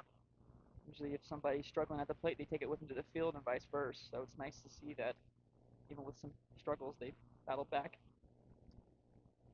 This one a little up this time. to Samples. It's 2-1. Parker and Bennett, the next in line for Frankfurt. Pitch on the way. This is ball 3. Now, if you really want to have some fun, let's score 10 runs and get 3 outs next inning. How's that sound? That might take longer than just playing. That could possibly. Just depends, man. Playing the ball game. We get a lot of pass balls here. You never know. Next pitch on the way, and we're going full with the bases loaded. 3-2. What you gonna do? 3-2 with 1 out. Bases are loaded for Frankfurt. Big pitch here from Smith to Samples. On the way, swing, chopper, and it gets by the third baseman. One run is in. Here comes the second. The throw is too tall, and the second run's going to score. Hefner's going to move to third. Samples is going to take second, and it's a 2-run single for Chris Samples. There you go. Should have been movement before the overthrow, but I like to see them that they got the third and second there. And now you've got one out, chance to add on here. And a good spot in your lineup. Absolutely. And you got Parker or Lucas Parker stepping in. That's probably where you're going next in terms of who's throwing. He's been the guy warming up, so still some insurance. Chris helped himself, and maybe Lucas can help himself going forward. Chopper towards the hole again. This is at a minimum going to bring in one. It's going to be an RBI ground out, and I think you'll absolutely take that if you're West Frankfort. 8-5. All day, every day. All day, every day. It's good baseball. Now you got Jace Bennett up with Samples at second. Now you go look for Bennett to connect for a base hit and try to get a fourth run this inning. Smith coming home, takes first one, up and in, ball one.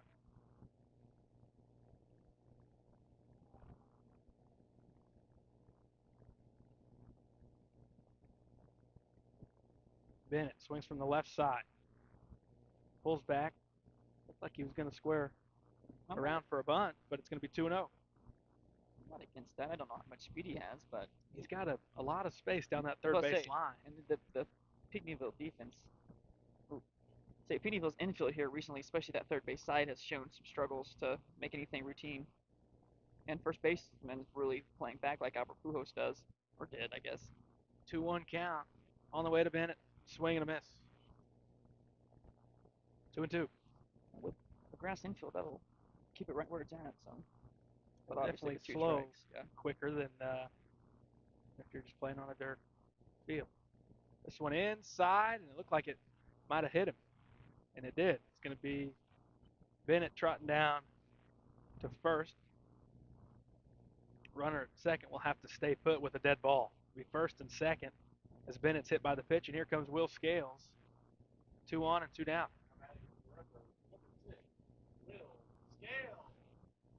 You would have had Bennett in a full count if that doesn't get him, but you also would have had a guy at third. But you get a fresh count with Scales here, and we'll see what he can do. First pitch, swing, trickled away, but Samples is held up at second. 0-1.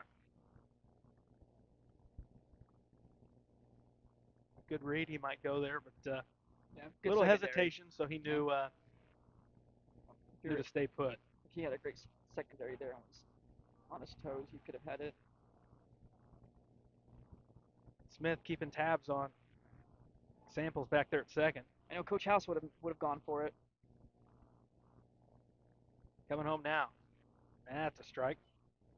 The Scales in the hole 0-2. Samples at second, Bennett at first. Frankfurt's played at 3. The lead at 8-5. They've gotten 8 in the past 2 innings. This one outside. A lot of damage done in the bottom of the third, bottom of the fourth for Frankfurt after pretty quiet first and second.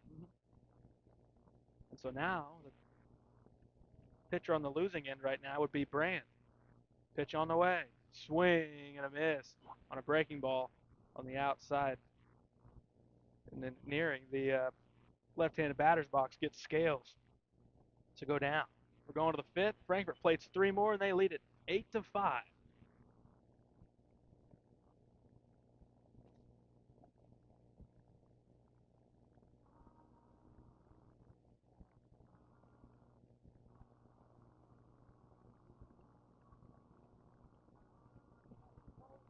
With an award-winning body shop right here in West Frankfort, Illinois, Wicks is your hometown Chevrolet, GMC, Chrysler, Dodge, Ram dealer.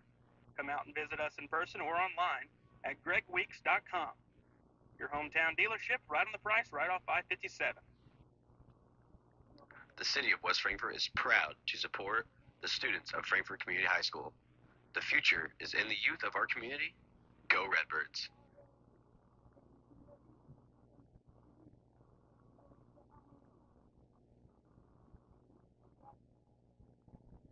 We go to the 5th, and this pitching change is brought to you by Hal Insurance. So the book is closed on Chris Samples, who goes 4 innings. And right now he is in line for a victory after Frankfurt's offensive output there in the bottom of the fourth. Frankfurt turns to Lucas Parker here in relief to try to get something going. Yeah, and he just got a nice little ground out to driving another run here. He's giving himself some more insurance here. Just throw some strikes. Saw what Christopher did. He threw strikes, and just got to hope your defense behind you does the job that they're required to do, they're supposed to do. Yeah, and frustration from the pitching and defensive aspect of Frankfurt the past two innings. 2 outs, no one on, and they still managed to give up a run in each of those innings. And all right, so now you're back. You still got a 3-run lead. Um, you're in a better spot than you've been at any point in the game. Largest lead of the day. Um, now it's time for that quick inning. Yep. And Let's get back to where you've got the bats in your hands, and you're putting the pressure on a Pinckneyville team. Yeah, you just don't have to try to do too much either. That's what we've seen the last few innings. That's come back to haunt them. You saw that overthrow to third base trying to get somebody out who was going to be safe by a mile. Scored another run off of that. You saw Christopher try to do too much there with 2 outs, try to get somebody picked off, which ultimately came back to haunt them. So and even with all that, you're up 3. still winning. You're in a Exactly. great spot. Exactly. And credit to Frankfurt's offense and their approach. They flipped a switch there going into the bottom of the third trail, and they've putting up 8 runs and in the span of 6 outs being recorded against you. That's pretty good. And that's a good thing for a young team. That's what you want to see. You don't want it to be a cakewalk every time. You want some adversity, and you want your young team to grow together and have games like this where they go down by a couple, make some mistakes, and find a way to. Because like you said earlier in that last half inning, this hasn't been one guy who's given 8 runs here for the Redbirds. It's been a real team effort. So they've done a good job here of battling back and working hard together. And the dugout's been nice and loud, and the vibes are good right now. And it's weird to say this. You're at the top of the order, and Clark coming up, but he's a guy that's not gotten it going yet today. So let's see if you can try to get a quick out on him and see how Lucas Parker settles in. His first batter, first pitch on the way, swing and popped up, foul out of play, right side. I'll say at this point, I'm more concerned about the 5 through 7 hitters. Those are the guys who have really shown to have the most pop in their bat. And a 5 spot, center fielder Lucy, and Brandon had the big 2-run hit. 2 strikes on him earlier in the game in the second. Um, yeah, absolutely. This one's popped up. Should stay in play. Scales can't get to this one either. It dropped in. It looked like he had called off both Parker and Lowe. You still got him 0-2. You can still put this guy away, but really got to make sure it happens, because if not, you'll feel like one got away from you. Yeah, that's something. I mean, pop-ups like that aren't easy for catchers, but that's got to be made. That's probably one of the easiest ones as they come. Not too high, not too far. So Parker still got him 0-2. Pitch on the way. Fouled off the screen.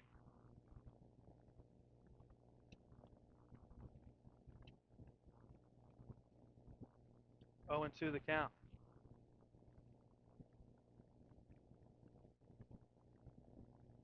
And it stays there. Swing, fly ball out to shallow left, coming in and not going to be able to make the grab is the left fielder, Parker Allen. So that hurts. Runner ends up reaching base.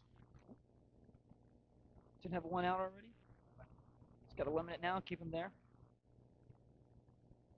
If you're pitching, you want to keep him close there at first, but you don't want to pay him too much attention. You're up 3 here. Still plenty of time for them to come back, but we've seen that come back to haunt them. Ball outside. 1-0 to Brand. But this is going to be now 4 or 5 innings where pitcher has had to get 4 outs on the mound. That looked like a strike all day. Goes to 2-0.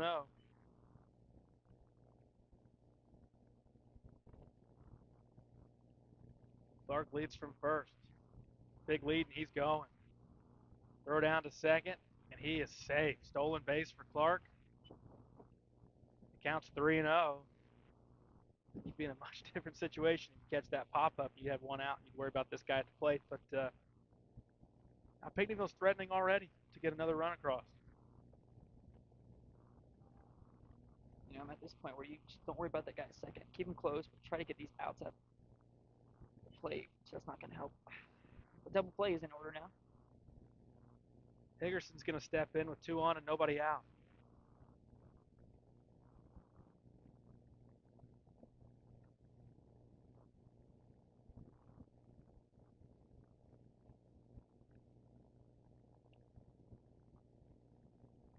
First pitch, up and away, ball 1.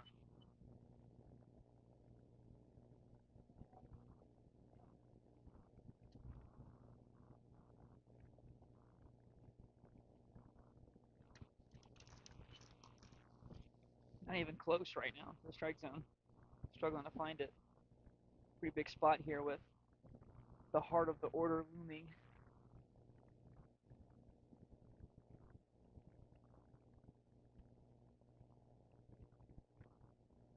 Next pitch, swing and a miss. Big strike there in a 2-0 count. 2-1. Now to Higgerson. And he's looking to do some damage. He represents potentially the tying run, and he's the one who hit it to the wall earlier. This one's fouled to the screen. You've got 2 strikes on him now.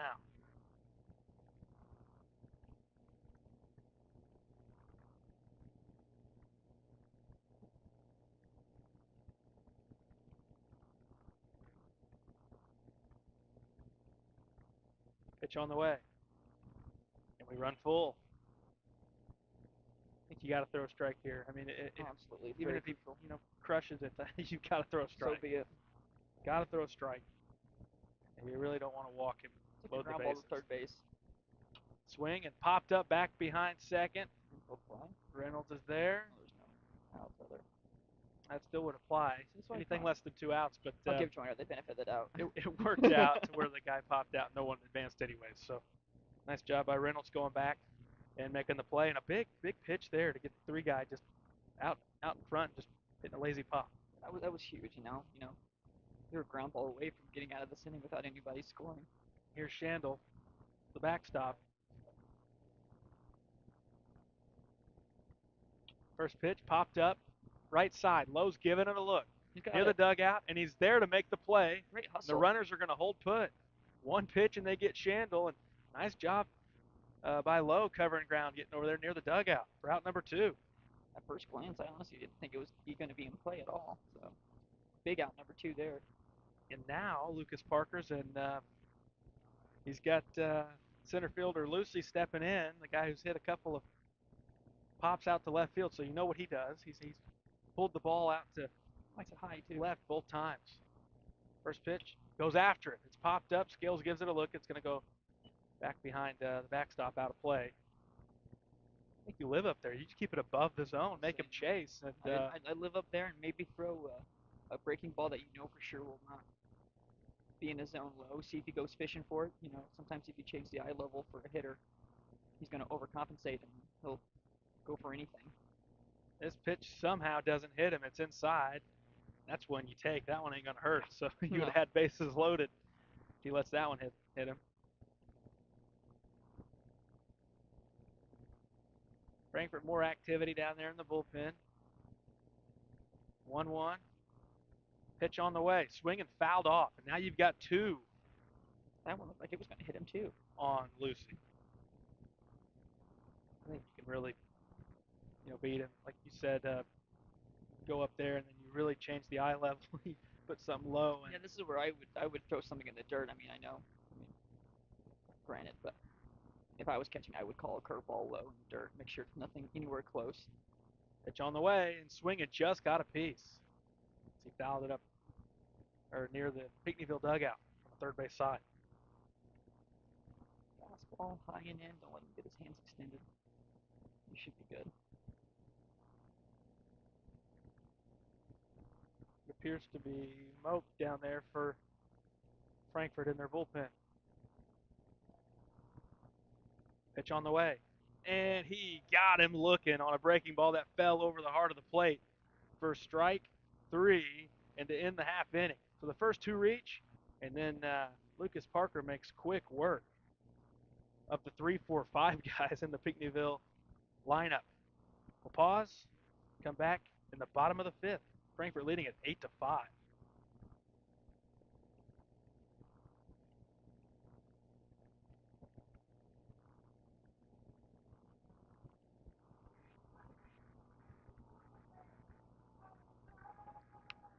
IBI Management manages over 2.5 million square feet of industrial storage, warehousing, and office space in Tennessee, Indianapolis, Ohio, Illinois, and South Carolina with 64 tenants.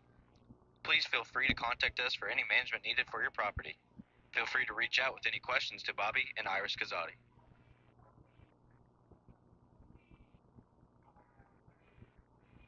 It's bottom 5 here from Bill McKee Field, 8-5 Frankfort leading. We bring that up here on today, what would have been Bill McKee's 100th birthday. Passed away a handful of years ago, but the namesake for this really nice facility and one of the nicer high school ball fields around in Southern Illinois. So what would have been his 100th birthday, he played in minor leagues at the AAA level. That as close as you can get to the majors. From Frankfort, grew up in Frankfort, lived in Frankfort, and was the main man in charge that really got the West Frankfort Recreation Association going, which was put in place to provide baseball and softball for Frankfort and surrounding communities to kids that want to play. And happy 100th birthday, or what would have been, for Bill McKee here on this Saturday. And we step in bottom 5, 8-5, and let's see if Frankfort can continue the offensive output. First pitch, strike one. Smith back out there. Here starting his first clean inning. Second pitch on the way outside. You could really put some pressure on if you put up 2 or 3 more here. Yeah. Or you go for 7. Or you go for 7 and call it a day.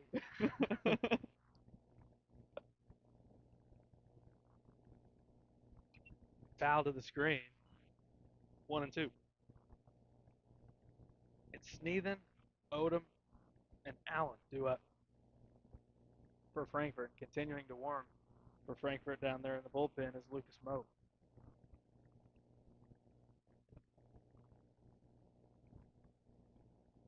The 1-2 on the way. And that somehow missed. Below the zone there? Outside? Where? Nowhere. That was a strike. You don't really want to let the umpire hold your fate there. So he got lucky, especially with what we've seen from the zone. And there's strike 3. That was more of a ball than the last one. The way this umpire talked, if he knows this game's got a chance of being close to the 7th inning, he's going to wrap it up here pretty quick. He was pretty big about talking about that.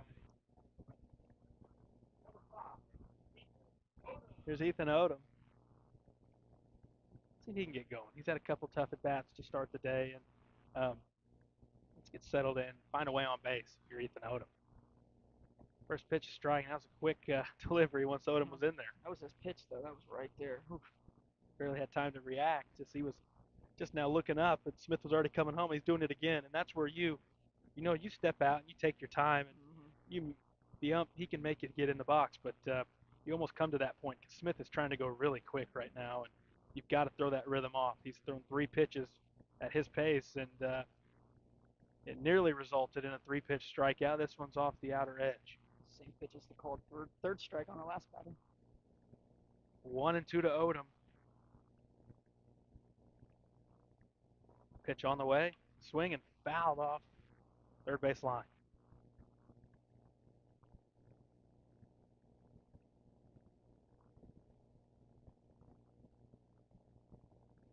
One, two, the count to Ethan Odom. 1 retired, nobody on. Frankfort leading at 8-5 here, bottom 5. Swing and a miss. Odom's going down, swinging.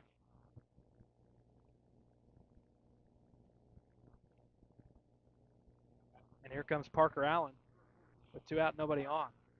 It's been a while since Frankfurt's had 2 outs and nobody on base, but Pinckneyville showed that you can score with 2 outs and no one on, so there's no reason to, just kind of concede this half inning. You need to be still trying to have the same approach, and you do your job and get on base, and only worry about what you can do. And you can see if you can extend this to Hunter Lowe, who was able to reach earlier and start that rally when Frankfort first got on the board. First pitch to Allen. Ball one low.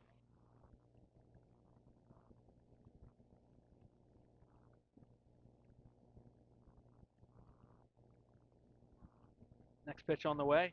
Pops it up. Catcher's giving it a look. Behind the plate and easily making the catch that time is Shandle. Had plenty of time to camp underneath that one. A quick 1-2-3, bottom of the fifth. We're going to the sixth. West Frankfort 8, Pinckneyville 5. This is JV Baseball on Redbirds Live.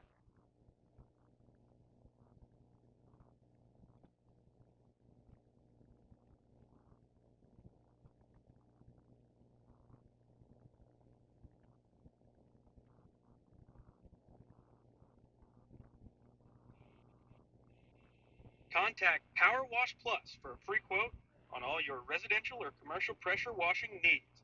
Professionally operated and fully insured. Call Power Wash Plus at 618-663-2505 for more information. That's Power Wash Plus at 618-663-2505.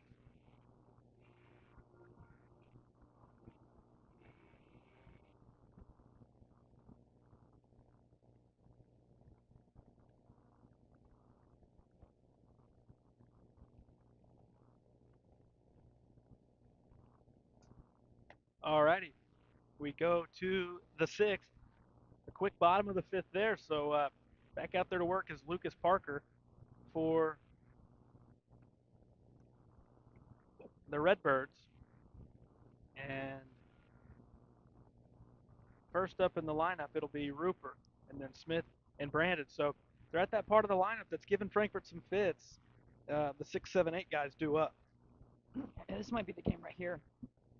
Honestly, the way we've seen it go. I mean, if you can get through these guys quickly, you should feel good about yourself going into that top of the seventh. So it's gonna be crucial that we work ahead here, make all the plays. And I think it was really big getting through the 5 and 6 area, or at least 5. Well, first Lucy, two right? reached, Yeah. and then Parker was able to get the 3, 4, 5 guys pretty easily. See, that was huge because Lucy got that inning going there way back in the second or first there with the hit off the wall. So getting him out there in that last inning was huge.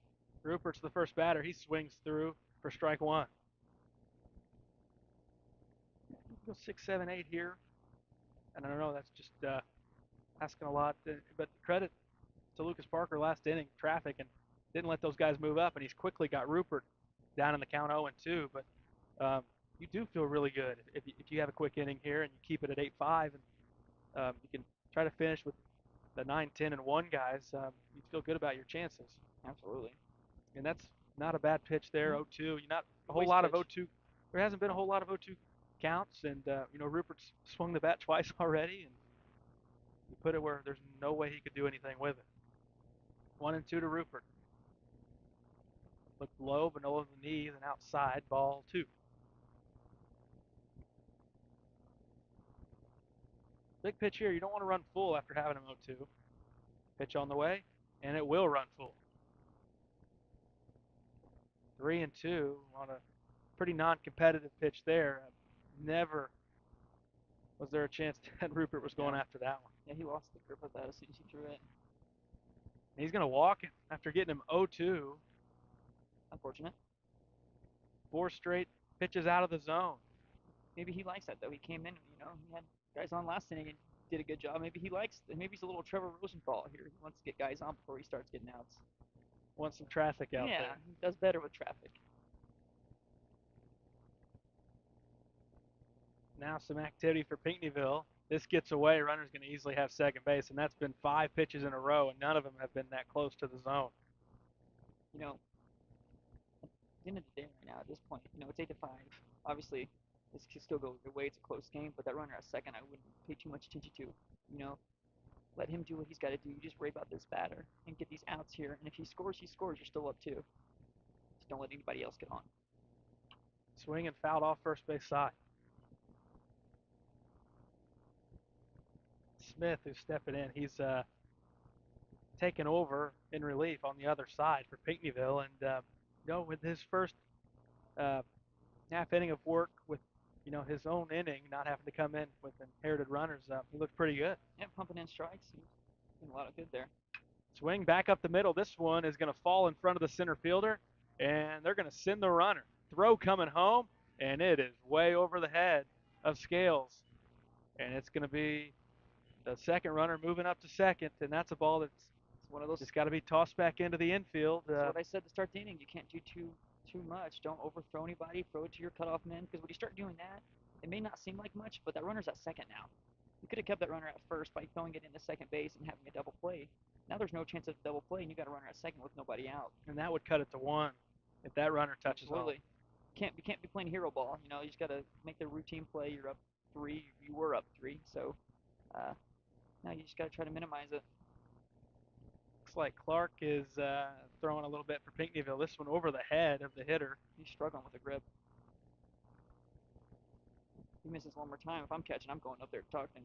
Over the head of Brandon that time. It's 1-0. It's 8-6. A run's already been plated, and Pinckneyville yet to record an out here in the top of the 6th.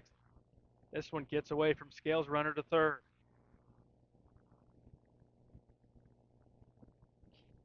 Mound visit would be in store here. Scales. Just need to calm him down, talk him through it. Until he's in his head right now. A little tighter. The deficit for Pinckneyville's gotten a little closer, but there's a strike 1 in there. But you still got to remember that run crosses, you're still winning the game, and there's no one else on base. If you can get these guys going forward, you're still going to have a lead going into at least a 1-run lead going into the 7th. That's if you don't pick anything else up. Swing and right back Nice play to the pitcher, and he'll flip it to low for an easy first out. And like we talked about too, the thing is, if you can get through this part here, we talked about how it seems like the bottom of the order's been more dominant for them anyways. So if you can get through this and, get to that top order, as much as I hate to say it, this game, the top of the order hasn't caused as much problems as the bottom and the middle half have. Looks like we got a pinch hitter. It's going to be Leitz off the bench, number 3, coming in to bat here. First pitch he sees. Looked pretty good, but it's outside, ball 1. It was good.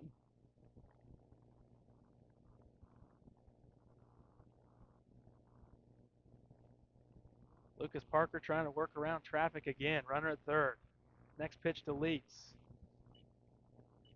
It's going to be ball. Scales couldn't squeeze it.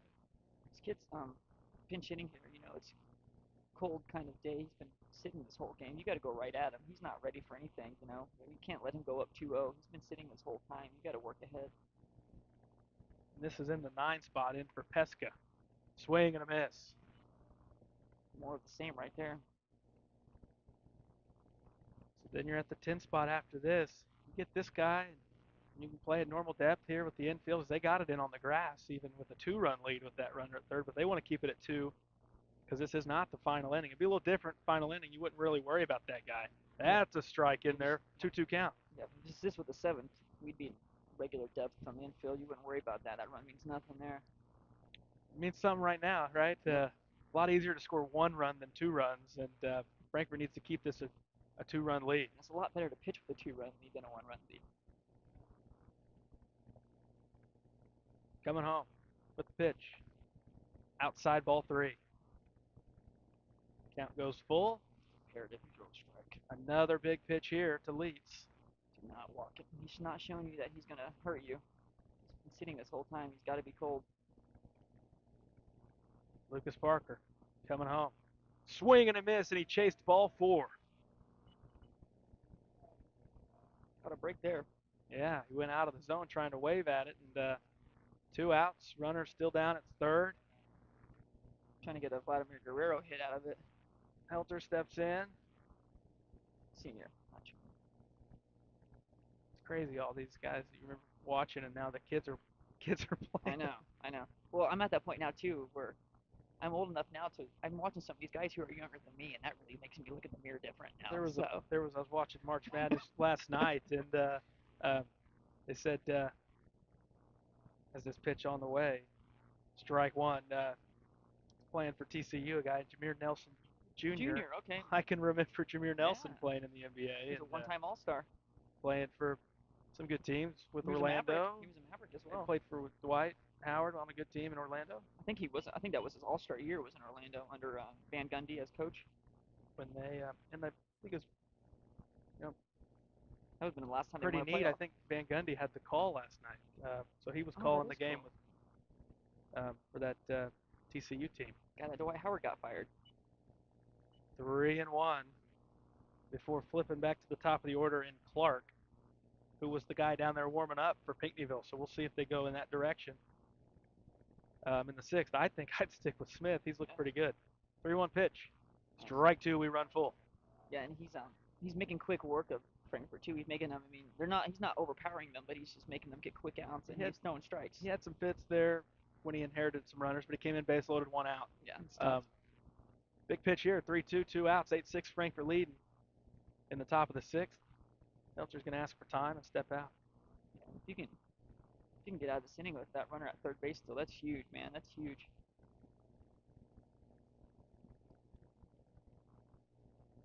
Lucas Parker comes set, comes home, Good pitch. and strike three called, and that will set down Helter in the sixth. That was a strike all day. I don't know what he's complaining about. So the damage is limited to just one run crossing, and Lucas Parker's done good with guys on base. 8-6, and we're going to the bottom of the sixth.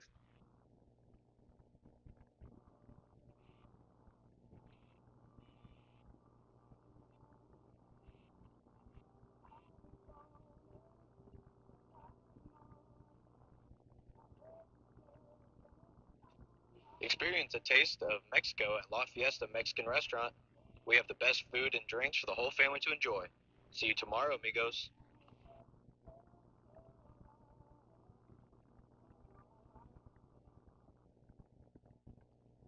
So how important was that? I mean, he had a guy at third base with no outs. The score was 8-6, guy at third with no outs, and that run doesn't come home. That was really huge. Momentum is still on your side. You're up two, and like we said earlier, as a pitcher in that last inning, it's much nicer to have a two-run lead than one. So that's crucial here. It'd be nice to get another run, but if not, then you're going to the seventh inning, and as Huey Lewis says, hopefully this is it, and you finish it off. Smith is back out there to pitch, and a two-run cushion feels a lot better than one. But you're right, a run or two here would go a long way for Frankfurt's chances to close this thing out. In the lineup for Frankfurt, it will be Lowe, Reynolds, and Hefner. Those guys have gotten on at least once, each of those three guys. And I really liked Cade Reynolds there, a couple of base hits, and see if Hunter Lowe can get on base and allow some more space for Reynolds to get a third hit today. You just need one guy on even of those three to even just flip it back to the top and see if those guys can go do something. But you'd like to at least get it back to the top of the order here in the bottom of the sixth.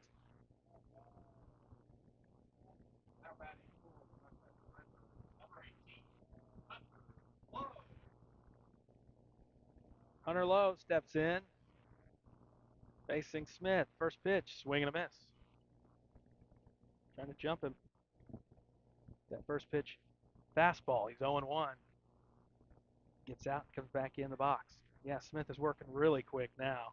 Swing and a miss. Got to throw that timing off. Even if you step in and ask for time and, kick some dirt around, do whatever you got to do just to get him out of that rhythm. And right when they're getting in the box, he's going. 0-2 on the way. Fouled off in the box. Stays 0-2.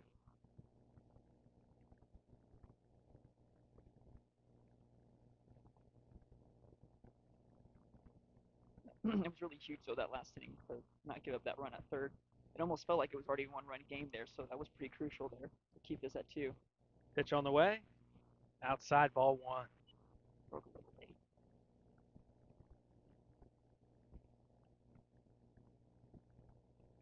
Nothing either bullpen right now. So Smith going. This one's taken high. And Lucas Parker until something's changed.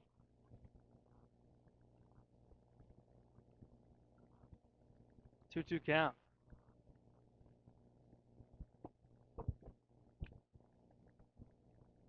Pitch on the way. That looks like strike three, and it is called to ring up Lowe. And that was the good old Uncle Charlie. You got a nice one there. It goes really high. Your classic 12-6, really, more than anything. By the time Lowe knew it was going to be a strike, it was too late. Yeah, I was already past 8 by that point. Cade Reynolds steps in. He's 2 for 2, a couple of singles.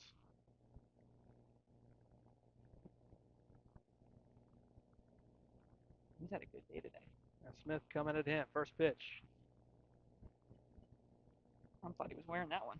Ball 1. I think he forgot there was a catcher there.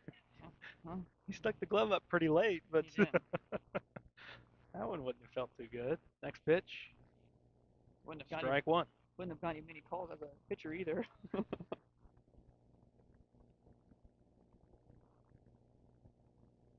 Quickly 1 away here in the bottom of the 6th. The way Smith is settling in, keeping that 2-run lead was massive Huge. for Lucas Parker and the Redbirds. Reynolds lays off. It's 2-1. This kid's done really good today. Has some nice approaches, good at bats. Really like it. Got number 13, Matt Carpenter's number. Yeah, back in St. Louis now. Yes, sir. Salsa. Strike 2. Home with the AARP team, as they say now. Yeah.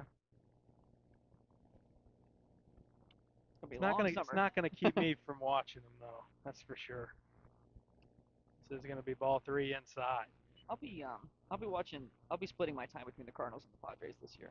Well, the only reason I won't be able to watch as much as I would like is it's so hard to get. I was about to say the restrictions and stuff, right? To get their ball games. Not a lot of TV providers that cover it. It's weird. 3-2. Payoff pitch, swing and a miss. So that's the one good thing about it. If I'm watching Padre games, I don't have to worry about any blackouts. They're all the way in San Diego, unless they're playing St. Louis, of course, which they are. You'll be going though. Yes, but they're the not. ones in town. Yes, that'll be late August. I'm going to all 3 games. I'm going to be wearing my Mike Schilt San Diego jersey. You're not going to wear your St. Louis one? Nope, I'm not wearing it. They did him dirty, so I'm not going to.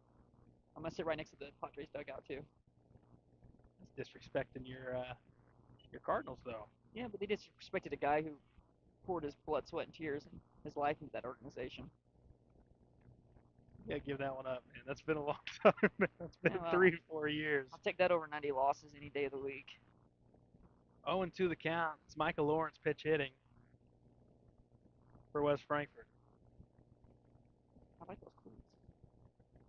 Never seen something like that. Look like basketball shoes. Smith to the plate. Swing and a miss. He went after one high, and the ump thought it was hitting him in the face again.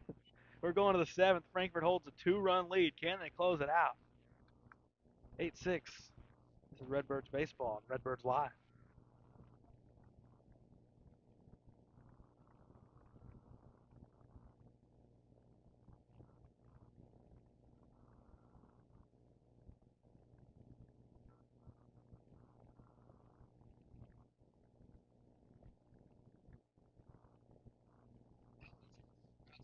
Redbird Athletics. Serving West Frankfort since 1925, we provide auto, home, business, life, and health insurance. Howell Insurance partners with Auto Owners Insurance Company to handle insurance the right way, the human way. Call Ryan, Jessica, or Susan Patton at 937-4000.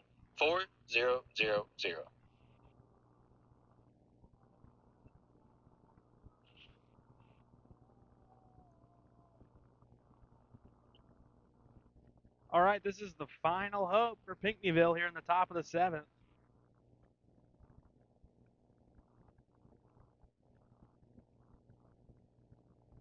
Pinckneyville's got 3 outs to try to figure something out here. Yeah, no, keeping it 2-run leads there was huge. You know, I really did feel like I really honestly felt like they scored 1 run there with that runner at third because he was there for so long. So every time I look up there and see a 2-run lead, it makes me feel good. So you know, we got a new pitcher in. Hopefully, we see a lot of strikes and take care of business. You know, the top of the order hasn't shown too much problems for you, but as anyone who knows anything would say, they're due. So.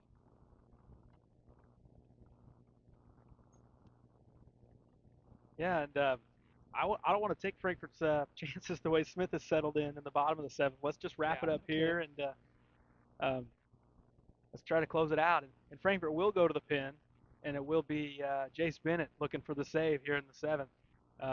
We got to see him throw a little bit earlier in the year, and he's got good stuff when he's on. And Let's hope he can have a quick one here. He's one of Frankfurt's better pitchers, especially if you're talking about the JV guys. He certainly is, and he can, he'll be throwing meaningful innings down the stretch for the varsity level too. So let's see if we can get a quick inning for Jace Bennett on the mound. Yeah, and this is nice for him too. Especially since you said he'll be pitching at the varsity level. He's coming in with a pretty high stress inning still. Only up two, so this is going to be something good for him to really work on pitching in a close game and when it matters. Even though it's JV, a lot of these guys, like you mentioned at the top of the broadcast, most of them play varsity, so this is a good game for them to keep it close. And they've came back and they battled back, and if you can finish off this game with a win, that's a pretty good win for a team who was down by 4 runs at one point. And you have the luxury of, even if you allow one run here, you're still in good shape. And credit to Lucas Parker pitching there with a guy at third, nobody out, and not letting that guy touch home. Yep, home run won't kill you, as they say. Just gotta As stay long away as from the blues and the blacks. Yeah, there you go. There you go. It's the top of the order. It's Clark stepping in. Bennett, first pitch. That's a good start. Strike one call. Right down the middle. That's perfect. Live there until they prove that they can beat you. Clark's put a couple in play, but he's been late to the ball, swinging the bat. And Bennett's it's one, or Clark puts it in play. Reynolds fields over second base position and throws out Clark at first. So a quick first out, and he induced that ground ball, and that's one. If you're Bennett, you might just get out of the way, knowing where your guy's positioned at second base. And good thing he didn't get a piece of that, or else it could have, redirected somewhere else. But Reynolds right there making a good play, getting an early out here in the seventh. Every time I see a ball hit back to a pitcher like that, I just get flashbacks of Fernando Salas in 2011. This one's flying out shallow right. Hefner had a read on it. He's coming in, and he dropped it. Had the glove down near his hips trying to make that play, and it's one out. Error there on Hefner. It's pretty crucial you get just taken care of before that 5-hole hitter comes up. Hagerson comes up representing the tying run. He almost went deep earlier in the game.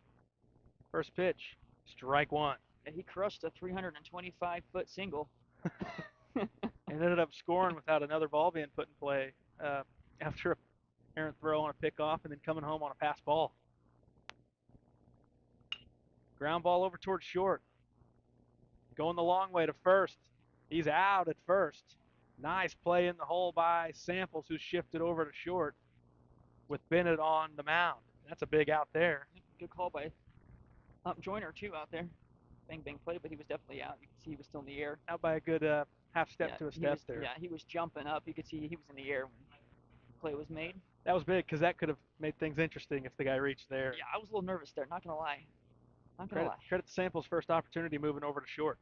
Bennett pitches to Shandle. He's going to have another opportunity. Samples, fields, fires. Lowe makes the catch, and that is the ball game. Frankfurt wins it 8-6 over Pinckneyville. 8-6. The JV Redbirds pick up a win. They're 2-1. They're back next Saturday against Anna Jonesboro. We'll hear from sponsors and wrap things up. Redbirds pick up a winner here on this Saturday.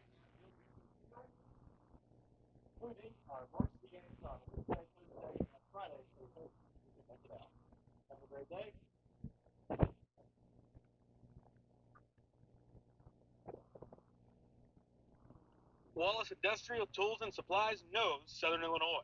Located in West Frankfort, they're your Milwaukee superstore with over 8,000 square feet. Wallace Tools has the largest selection of Milwaukee within a 2-hour radius. Find power tools such as drills, saws, lights, shop vacs, and more with pricing lower than you'll find anywhere else. Wallace Industrial in West Frankfort. IBI Management manages over 2.5 million square feet of industrial storage, warehousing, and office space in Tennessee, Indianapolis, Ohio, Illinois, and South Carolina with 64 tenants. Please feel free to contact us for any management needed for your property. Feel free to reach out with any questions to Bobby and Iris Kazadi. With an award-winning body shop right here in West Frankfort, Illinois, Wicks is your hometown Chevrolet, GMC, Chrysler, Dodge, Ram dealer. Come out and visit us in person or online at gregweeks.com. Your hometown dealership, right on the price, right off I-57. Kids Corral Incorporated celebrating 25 years serving the children and families of Southern Illinois. Owned and operated by Jana King and Kristen Cass.